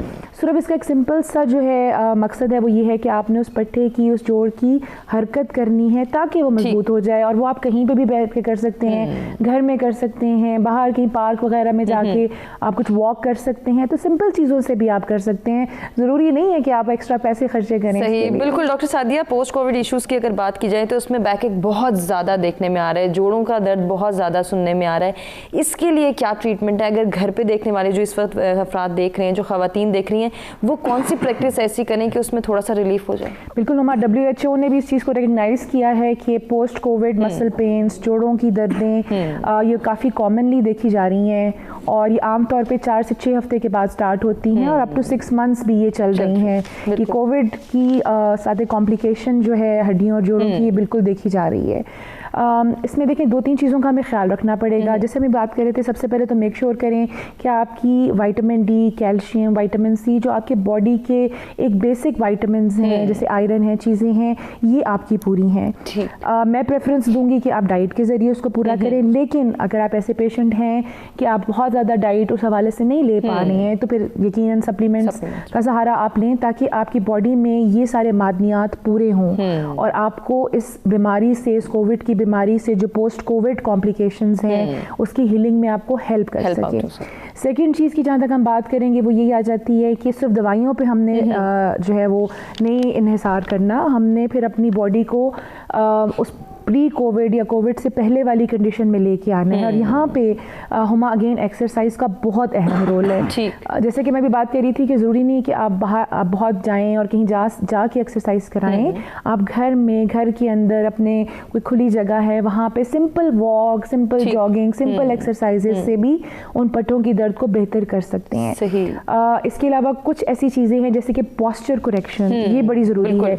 लेटते वक्त, बैठते वक्त आपने मेक श्योर करना है कि आपकी कमर सीधी हो। मैंने अक्सर नोटिस किया कि चूंकि कोविड है, लॉकडाउन है, हम घरों में बैठे होते हैं, तो मोबाइल और लैपटॉप्स के साथ हम अपना पोस्चर खराब करके बैठे होते हैं। इससे भी आपकी बैक और नेक पेन का जो है प्रॉब्लम्स आ रही होती हैं, और ये बच्चों में बहुत ज़्यादा देखा जा रहा है। अगेन इसमें आप थोड़ा बहुत ध्यान करें कि आप अपने पोस्चर को करेक्ट करें। अगर आपकी ड्यूटी ऐसी है कि आपने बहुत घंटों लैपटॉप पे बैठना है, तो बीच में कुछ देर के लिए ब्रेक ले लें, थोड़ी सी चहलकदमी कर लें, थोड़ी सी एक्सरसाइज कर लें, थोड़ी अपनी गर्दन की और कमर की स्ट्रेचेस कर लें। तो ये बड़ी सिंपल सी चीज़ें हैं जो आप घर में बैठ के, ऑफिस में बैठ के भी कर सकते हैं। इसके लिए बहुत ज़रूरी है कि आप कंसल्टेशन पर भी तवज्जो दें और साथ ही साथ अपनी सेहत का जो तवज्जो देने का और सेहतमंद रहने का एक अर्ज है, एक इंटरेस्ट डेवलप करना है, वो हम सबके लिए ज़रूरी है। चाहे हम बच्चे हैं, चाहे हम नौजवान हैं, या फिर घर पे रहने वाली ख़वातीन हैं, हमें अपनी सेहत का ख्याल रखना बहुत ज़्यादा ज़रूरी है। डॉक्टर उस्मान, जैसे कि अभी सेहत का ख्याल रखने के हवाले से हमने कुछ रेमेडीज़ जानी, ऐसे ही मैं आपसे भी जानना चाहूँगी, जब हम बात करते हैं कि बहुत सारे ऐसे लोग हैं जो वाकई असल में ऐसी उनकी सिचुएशन है कि वो कंसल्टेशन अफोर्ड नहीं कर सकते, या तो उनके पास अवेयरनेस नहीं है या वाकई उनके पास रिसोर्सेज नहीं है कि वो फ़ौरन से, अगर उन्हें पता चल गया है कि वो कोरोना जो है उसके वायरस के शिकार हो चुके हैं, कोविड-19 में मुब्तला हो चुके हैं, अब उन्होंने क्या करना है, उनके पास इसके हवाले से अवेयरनेस नहीं है, ये अवेयरनेस कौन देगा? देखिए जी, यकीनन अवेयरनेस तो देनी है। जिसके हाथ में जितना अख्तियारात हैं, सोच है, समझ है और जो वसाइल हैं, उन वसाइल में यकीनन यही मीडिया ही सबसे बेहतरीन टूल है, बेहतरीन हथियार है कि हम लोगों को अवेयरनेस दे सकते हैं। अच्छा, अब तमाम लोगों को ना ये सहूलत हासिल है कि वो अपना टेस्ट कराएं, ना उनके पास इतने पैसे हैं कि वो टेस्ट कराएं। अब इसका हल क्या है? यही मेरे ख्याल में, देखें, पहली तो बात ये है कि जिस तरह हमने प्रिवेंशन या हिफ्ज़ कदम की बात की, दूसरा, बहुत सारे लोगों को कोरोना पॉजिटिव हुआ कोविड, लेकिन वो सेहतमंद रहे, वो टेस्ट की तरफ भी नहीं गए थे और वो खुद ब खुद ठीक हो गए ड्यू टू इम्यून सिस्टम।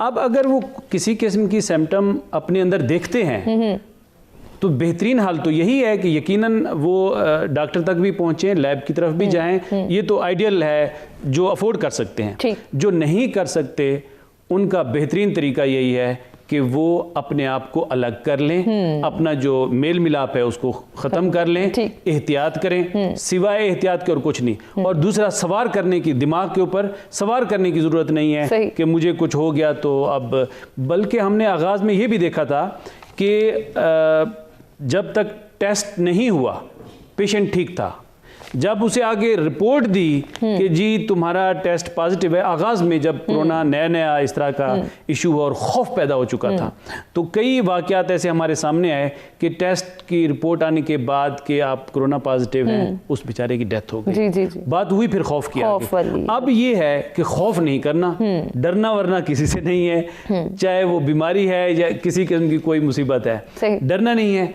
और सबसे अहम बात यह है कि अगर आप देखें कि मेरी तबीयत ख़राब है, अब ये भी ज़रूरी नहीं रहा, क्योंकि कोरोना अपनी पोजीशन, अपनी शक्ल, शेप चेंज करता जा रहा है। आगाज़ में यही कहा जाता था कि नज़ला ज़ुकाम होगा, खांसी होगी तो कोरोना हो जाएगा। उसके बाद बताया गया कि जी ऐसे हड्डियों में दर्द भी हो सकता है, इसमें फलां भी हो सकता है, फलां अब हाँ दिमाग में भी पहुंच सकता है, अब फेफड़ों के निचले हिस्से तक। अब इसकी कोई एग्जैक्ट सिम्टम नहीं बताई जा सकती। आपने अच्छा फील नहीं किया, नहीं कर रहे, सबसे पहली मेडिसिन ये है कि आप अपनी एहतियात शुरू करते हैं। ठीक। बाकी रहा इम्यून सिस्टम को डेवलप करना, वही कि खौफ से निजात हासिल करते हुए या खौफ का किनारा करते हुए आप अपने इम्यून सिस्टम को डेवलप करें। मैं फिर रिपीट करूंगा, उसमें ताज़ा हवा में सांस भी लेना है। यकीनन जो हम कमरे में बंद कर देते हैं वो भी तो घुटन से बेचारा मर जाता है, यानी डर से, खौफ से, घुटन से। ताज़ा हवा से आप छत पे जा सकते हैं, आप थोड़ा बाहर निकल सकते हैं, उसमें कोई हर्ज नहीं है। फिर खुराक का ख्याल रखें। अब खुराक का ख्याल भी मुझे याद है, बहुत पुरानी बात है कि खातून एक बीमार थी, डॉक्टर से हमारी अजीज़ा, बहुत गरीब। मैंने पूछा डॉक्टर ने क्या कहा, तो उसने अपनी लोकल लैंग्वेज में कहा कि डॉक्टर कहता है कि मांस खा, यानी गोश्त खाओ। तो अब मैं अपना मांस खाऊं, मेरे पास तो पैसे नहीं हैं। यानी हम जब बड़ी बड़ी जगहों पर बैठ के न्यूट्रिशन की बात करते हैं, ग़िज़ा की बात करते हैं, एनवायरनमेंट की बात करते हैं, अपने फूड को बेहतर, तो हमें वो जो 70% 80% हमारा पाकिस्तान का वो तबका है, उस तरफ ज़रूर तवज्जो देनी है कि वो इस वक्त किस हालत में है। आप सिंध के देहातों में चले जाएं, साउथ पंजाब सरायकी वसेब में चले जाएं, और इसी तरह KP के और फाटा के इलाकों में चले जाएं, लोगों की हालत बहुत बुरी है। लेकिन अल्लाह ने एक इजाफी उनको ये भी खूबी दे दी है, क्योंकि वो जफाकश हैं, मेहनती हैं, एक्टिव हैं, इस वजह से भी कोरोना का इम्पैक्ट उनके ऊपर कम पड़ा। अच्छा, दूसरा ये जो ला इल्मी है, कुदरत ने इसमें भी कुछ फायदा रखा है। अच्छा। कि वो खौफ ही नहीं है उनको। तो सबसे अहम बात ये है कि अगर ये अलामतें आप देखें तो और कुछ नहीं कर सकते तो आइसोलेट हो जाएं, एहतियात कर लें, अपने आप को अलग कर लें। बिल्कुल, बड़ी अच्छी सजेशन आपने दी डॉक्टर राशिद। हम ये देख रहे थे कि अगर हम लॉकडाउन पीरियड को डिस्कस करें, लॉकडाउन होते वक्त हमने बहुत खौफ तारी किया, हम रुक भी गए, पाबंद भी हो गए, रिस्पॉन्सिबल भी हो गए, हमें वो तमाम तरह SOPs समझ आना शुरू हो गई जो कि हमें बार बार कही जा रही हैं, बताई जा रही हैं। लेकिन जो ही लॉकडाउन पीरियड ख़त्म हुआ, लॉकडाउन का कहीं पर भी सुनाई नहीं दिया कि अब लॉकडाउन लगेगा या लगना है या लग चुका है, तब हमने अपनी तमाम तरह SOPs को फॉलो करना बंद कर दिया। हमने शादियां भी एंजॉय की, हम मार्केट्स में भी उसी तरह गए जैसे कि पहले जाते थे, और फिर ना हमें मास्क की परवाह थी, ना सैनिटाइज़र की परवाह थी, ना ही अपनी पर्सनल हाइजीन पे हमने तवज्जो दी। अब जब रमज़ान मुबारक करीब है, हम वही तमाम तर सिनेरियो देख रहे हैं कि कोविड की जो सिचुएशन है इस वक्त, वो रेशो काफ़ी हाई है, इस वक्त तेज़ी से बढ़ रहा है। इस वक्त कितना ज़रूरी है कि हम एक मरतबा फिर से रिस्पॉन्सिबल हो जाएँ, एक मरतबा फिर से SOPs को फॉलो करना शुरू हो जाएँ और कुछ पाबंदियाँ खुद से खुद पे भी लगा लें। अच्छा जी, हिस्टोरिकल पॉइंट ऑफ व्यू से अगर हम देखें ना, तो 1917 में जब स्पेनिश फ्लू आया दुनिया में, तो उसमें भी सेम एज इसी तरह 3 वेव्स आई। तो 1919 में आके 1919 में वो ख़त्म हो गया। कुछ रिसर्च पेपर्स जो मेरी नज़र से गुजरे हैं, कुछ रिसर्चर उस हिस्टोरिकल बैकग्राउंड को सामने रखते हुए इस पेंडेमिक के बारे में भी एक उम्मीद दिला रहे हैं कि सितंबर अक्टूबर तक शायद ये वाइंड अप हो जाए। अल्लाह करे ये सच हो जाए इंशाल्लाह। जहाँ तक हालिया कोविड की लहर का ताल्लुक है, तो जो हालिया कोविड की लहर इस वक्त मौजूद है, इस वक्त जो है जेनेटिक चेंजेस आ चुकी हैं इस वायरस में, और ये वायरस अगर हम इसकी पिछली जो 2 वेव्स गुजरी हैं उसमें हम देखें तो वो काफ़ी सिक्योर थी as compare to current condition, क्योंकि उसमें आपके बच्चे जो थे वो अफेक्ट नहीं हुए थे। बिल्कुल। कल की रिपोर्ट्स के मुताबिक इस्लामाबाद में 2 बच्चे वेंटिलेटर पे थे कोविड की वजह से और उनकी डेथ हुई है जी। तो ये लहर और ज़्यादा वर्स होके आई है। इसमें अब अगर हम उम्मीद लगा लें, जिस तरह हमें एक उम्मीद एक प्रेडिक्शन है पेशेंट को, ये कि सितंबर अक्टूबर तक, तो बड़ा थोड़ा टाइम है जी, थोड़ा सा हम और सब्र कर लें। बिल्कुल। हमने इतना इसको इसमें अगर हम सरवाइव कर चुके हैं, हम सस्टेन कर चुके हैं, हम पहले भी एहतियात कर रहे हैं, थोड़ी सी मज़ीद एहतियात कर लें। SOPs वही हैं। बिल्कुल। इसमें सबसे जो जिन लोगों के पास वैक्सीन लगवाने का टाइम नहीं है, या वो वैक्सीन सेंटर से दूर हैं, या उनके पास वो पैसे नहीं है वैक्सीन लगवाने के, तो इसमें सबसे जो आपके पास बेहतरीन वैक्सीन और सबसे बेहतरीन प्रोटेक्शन, वो आपके पास मास्क मौजूद है। बिल्कुल। हाइजीन का आप जो है ख्याल अगर आप इस नीयत से रखते हैं कि हमारे नबी सल्लल्लाहु अलैहि वसल्लम ने इसको निस्फ ईमान का दर्जा दिया है, तो आप देखें कोविड से भी बच सकते हैं और आपको सवाब भी मिल सकता है। तो बीइंग अ मुस्लिम हमें तो सफाई का तो हमें मुकम्मल ख्याल रखना है जी। काफ़ी फिर अगेन वही चीज़ें आ जाती हैं कि जी ट्रेनिंग और एजुकेशन, हमें थोड़ा सा अपने बच्चों के लिए, अपनी फैमिली के लिए, अपने कुंबे पे भी जो इस वक्त मेरी ये बात सुन रहे हैं जितने भी व्यूअर्स और जो ज़िम्मेदार हैं अपनी फैमिलीज़ के, तो उनको एक चीज़ अगर एक बाप चाहे और वो एक स्केड्यूल बच्चों को बना के दे, तो हमारे ईस्टर्न माशरे में ये बिल्कुल मुमकिन है कि आप उस चीज़ को अपनी एक आदत का हिस्सा बना सकते हैं। बिल्कुल बिल्कुल, डेफिनेटली। तो बिल्कुल इसके ऊपर जो है, जहाँ तक ख़वातीन का इसमें किरदार है, उनको अपना किरदार अदा करना चाहिए। जहाँ पे बच्चों का किरदार है, अवेयरनेस प्रोग्राम, जो उस्ताद है वो अपने स्कूल में बच्चों को वो तालीम दे। जो सोशल मीडिया पे जो ब्लॉगर्स हैं, उनको चाहिए कि वो सोशल मीडिया पे इन चीज़ों की तालीम दें कि एजुकेशन और अवेयरनेस बढ़े। दुनिया में काफ़ी सारी मिसालें हमारे सामने डेवलप्ड कंट्रीज़ की, काफ़ी सारे डेवलप्ड कंट्रीज़ तो इसमें अफेक्ट हुए हैं बुरी तरह, लेकिन काफ़ी सारे इस तरह भी हैं कि जो अवेयरनेस और एजुकेशन की बुनियाद पे उन्होंने अपने माशरे में इसको फैलने नहीं दिया और बड़े जल्दी और बड़ा अच्छा उन्होंने कोप अप किया इस पेंडेमिक में।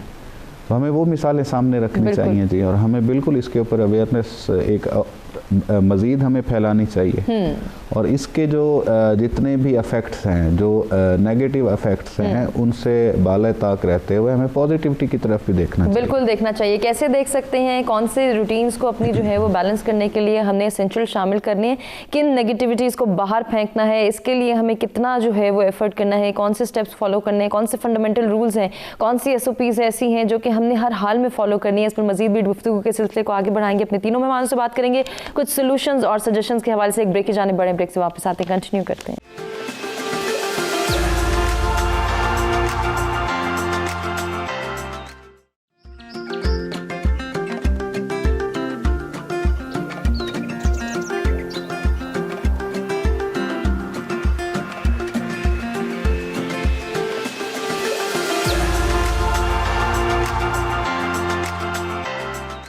वेलकम बैक जी। सच सवेरा में एक मरतबा फिर से आपको कहेंगे खुशामदीद। इंतहाई इंटरेस्टिंग गुफ्तगू का सिलसिला जारी है, जिसमें हम जो है वो सेहत पर तवज्जो कैसे दे सकते हैं, इसके लिए हमने कौन कौन से रूल्स अपनाने हैं, किस तरह से अपनी रूटीन्स को बैलेंस करना है, और बैलेंस करते हुए किन स्टेप्स को फॉलो करना है, किन एसेंशियल्स को अपनी डेली रूटीन में शामिल करना है और किन को बाहर निकालना है, इस पर भी हमने तवज्जो देनी है कि हम अपनी सेहत को कैसे बेहतर बना सकते हैं। जहाँ जहनी सेहत को बेहतर बनाना ज़रूरी है, वहीं जिस्मानी सेहत के हवाले से भी थोड़ा सा कंसर्न रहना है। थोड़ी सी ऐसी नेगेटिविटीज़ को बाहर निकालना है जो कि हमारी सेहत को नुकसान पहुंचा रही हैं।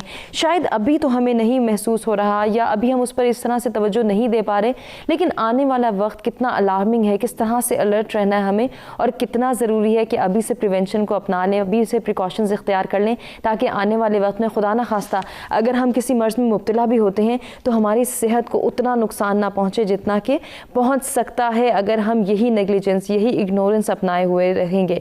इस पर भी हमने तवज्जो देनी है, इस पर भी हमने जो है वो थोड़ा सा खुद को रोकना है, टोकना है, और फिर कंट्रोल रहते हुए एक अच्छी रूटीन का इंतखाब करना है। एक बैलेंस्ड वे में अपनी सेहत को बेहतरीन तरीके से जो है वो उसकी नशोनुमा भी करनी है और इस पर तवज्जो भी देनी है, क्योंकि सेहतमंद इंसान ही सेहतमंद माशरे की तश्कील कर सकता है, और सेहतमंद माशरा जब होगा तो इसमें रहने वाले तमाम अफराद एक अच्छी और कामयाब ज़िंदगी को अपना सकेंगे। डॉक्टर सादिया, अब सिर्फ एक सवाल बचता है जो कि मेरा आप तीनों से है कि हमें क्या करना है, हमें कौन से एसेंशियल्स शामिल करने हैं, किन चीज़ों को हमने अपनी रूटीन से बाहर फेंकना है, अपने लाइफस्टाइल को कैसे बैलेंस करना है, कैसे मैनेज करना है, क्योंकि एक सेहतमंद ज़िंदगी हर किसी का ख्वाब तो है, इस ख्वाब को पूरा करने के लिए जुस्तजू में कमी रह जाती है। बिल्कुल ऐसा ही है। देखिए मेरे ख्याल से इसको जैसे हम बात कर रहे थे कि अर्ली टाइम से, शुरू से हमने इस चीज़ को अपने डेली रूटीन का अपना हिस्सा बनाना है, अपने घर में, अपने बच्चों में, अपने घर में इस चीज़ की लोगों में अवेयरनेस जो है वो पैदा करनी है। मेरे पॉइंट ऑफ व्यू से लोगों का मैसेज यही होगा कि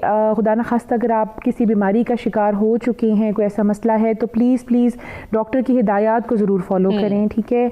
और जो दवाइयाँ बताई जा रही हैं उनको उस टाइम से उसके मुताबिक इस्तेमाल करें, खुद से कोई दवाई बंद या चेंज नहीं करें, या केमिस्ट से लेके कोई दवाई मत खाएं। इस तरह की जो प्रैक्टिसेस हैं, 2021 आ चुका है, एक नया ज़माना आ चुका है, इन चीज़ों को आप पीछे कर दें और इस चीज़ को ख़त्म कर दें। सेकेंडली जो मेरे ख्याल से बहुत ज़रूरी है, हमारे लोगों के अंदर अवेयरनेस का होना बहुत ज़रूरी है। अगेन अगर आपको खुदा न खास्ता कोई बीमारी है, आप प्लीज़ उसके बारे में इंटरनेट पे पढ़ें, गूगल पे पढ़ें, ताकि देखें, ताकि आपको पता चले कि आपकी बीमारी क्या है और इसके हवाले से क्या क्या चीज़ें की जा सकती हैं।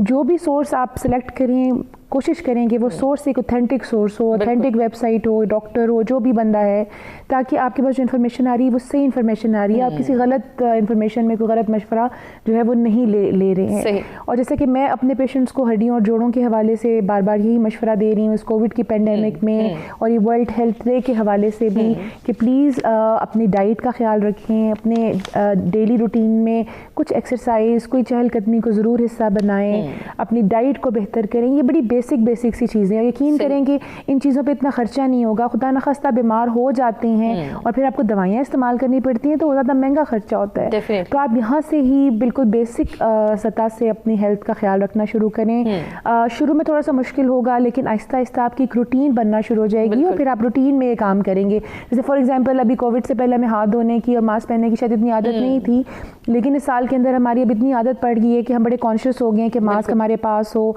हम बार बार अपने हाथ धो रहे हों।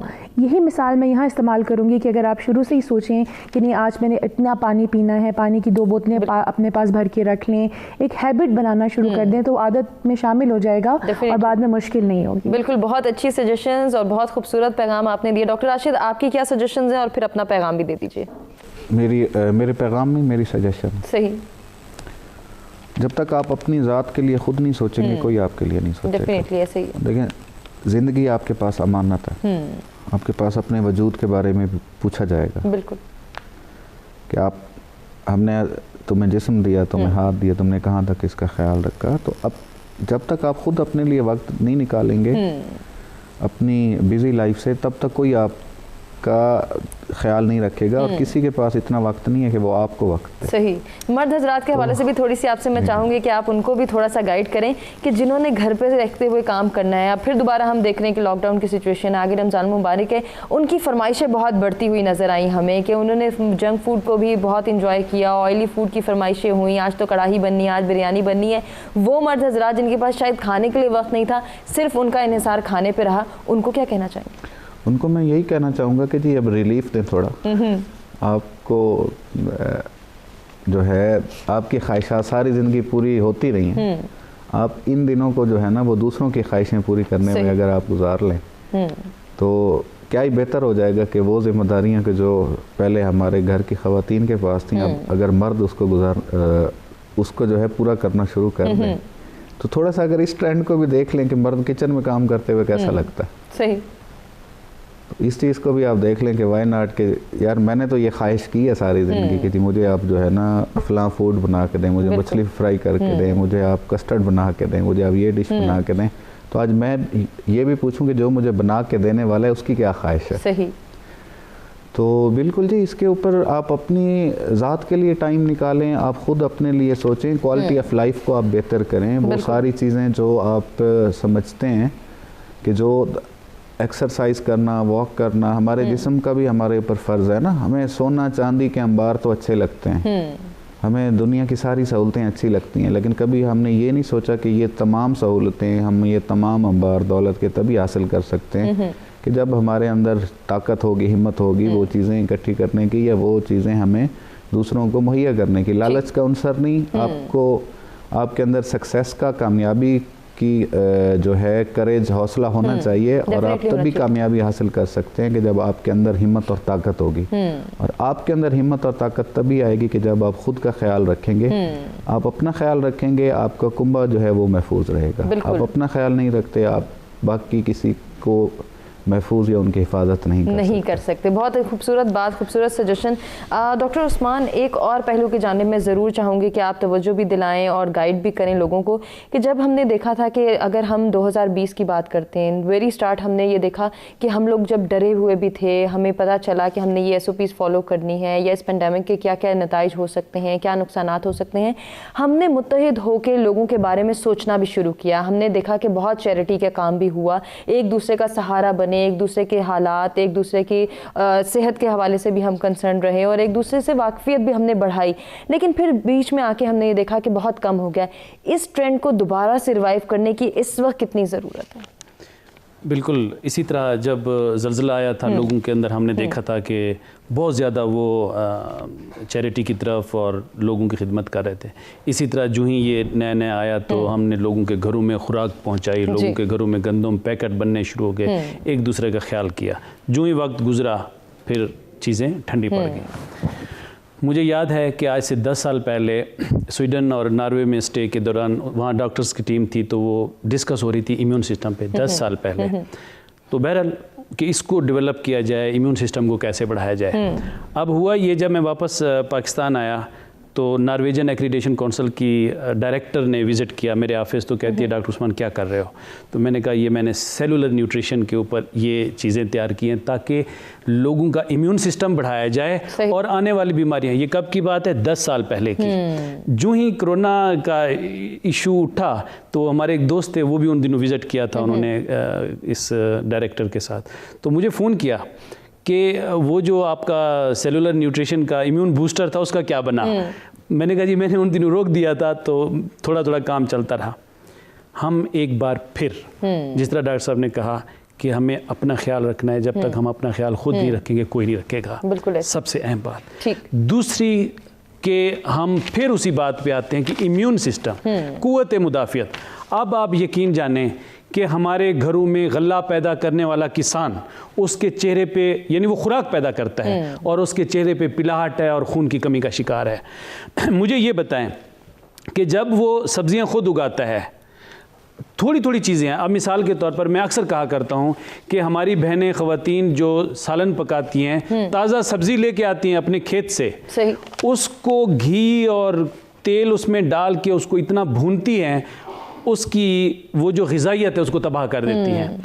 अगर वो उसको ये घी और तेल का इस्तेमाल कम करके, मिर्च मसाले कम करके और कम भून कर, मैं कहता हूँ न्यूट्रिशन की हांडी घर में तैयार है। आप बच्चों को दें, आपको किसी सप्लीमेंट की ज़रूरत नहीं, घर वालों को दें, लेकिन उसको ज़्यादा भूनना नहीं है। एक बात। दूसरी बात यह है कि हम जो बाज़ार में मिलने वाले जो घी, ऑयल, ये सारा कुछ, इसमें कोई ग़िज़ाइयत नहीं है। ये अब एक मैं और रिसर्च पढ़ रहा था कि जितने भी कुकिंग ऑयल हैं हम ग़िज़ा के तौर पे इस्तेमाल करते हैं, उसमें जो टॉप पे सबसे बेहतरीन ऑयल करार दिए गए हैं अमेरिकन यूनिवर्सिटी में, उसमें एक ये सरसों का तेल है, उसके बाद फिर जैतून का तेल है। अब आप तस्वुर करें, सरसों का तेल इस वक्त भी मार्केट में बिकने वाले वो जो प्योर खाली ऑयल है, खाली, तो उससे कहीं ज़्यादा बेहतर है, जबकि हम इसे अपने सर पे लगाने के लिए इस्तेमाल करते हैं। वरना खाने का बेहतरीन जो तेल है वो सरसों का तेल है। ग़िज़ा को ज़्यादा नहीं पकाना, सब्जियों को ज़्यादा भूनना नहीं है, ऑयल कम से कम इस्तेमाल करें, ये मैदे पे बोझ डालता है, ग़िज़ा को जुज़्व बदन नहीं बनने देता।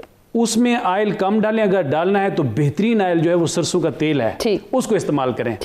अपनी हैबिट को ठीक करें, वॉक एक्सरसाइज करें। अगर अल्लाह ने आपको कुछ दिया है, आप कुर्सी पर बैठ गए या पुरसकून पड़े हुए हैं, अपनी जान पे जुल्म कर रहे हैं। आप खेतों में जाएं, काम करें, एक्सरसाइज करें, साइकिल चलाएं। अगर आपके पास गाड़ी है, मोटरसाइकिल है, तो आप एक्टिविटी अपनी शुरू कर दें।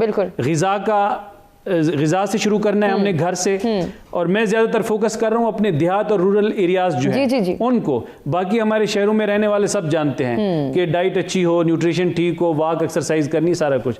तो ग़िज़ा का घर से ही हमने शुरू करना है। यकीन करें, सादा हल्की फुल्की जो ग़िज़ा है उसमें ग़िज़ाइयत मौजूद है, हमारी न्यूट्रिशन की कमी को पूरा कर सकती है, बशर्ते कि उसका इस्तेमाल का जो तरीका है उसको हम वो ठीक बनाए। और फिर दिमागी सेहत, गुस्सा, हसद, बुग़्ज़ इनसे निकलें, सही, इंतकाम इनसे निकलें। ये बीमारियां जो हमारे जिस्म को नढाल और बेकार कर देती हैं। जहनी तौर पे हम सारा दिन सोच रहे हैं कि फलां ने एक दफ़ा मुझे गाली दी थी, अब उससे निपटना कैसे है। सही। तो इन चीज़ों सोचों से भी निकलें तो आपका इम्यून सिस्टम डेवलप होगा। डेफिनेटली, बहुत अच्छी सजेशन, बहुत खूबसूरत पैगाम। तमाम मेहमानियों का शुक्रिया अदा करना चाहेंगे जिनसे बहुत कुछ सीखने का मौका मिला। उम्मीद करते हैं कि नाज़रीन आपको भी हमारा आज का प्रोग्राम पसंद आया होगा, जिसमें सेहत के हवाले से हमने बात की, सेहत के आलमी दिन को हमने सेलिब्रेट किया और सेहतमंद रहना कितना ज़रूरी है इसके हवाले से भी बात की। साथ ही साथ एक सेहतमंद इंसान ही सेहतमंद माशरे की तश्कील में अपना किरदार अदा कर सकता है। तो कोशिश करें अपनी सेहत पर तवज्जो दें ताकि हमारा माशरा सेहतमंद हो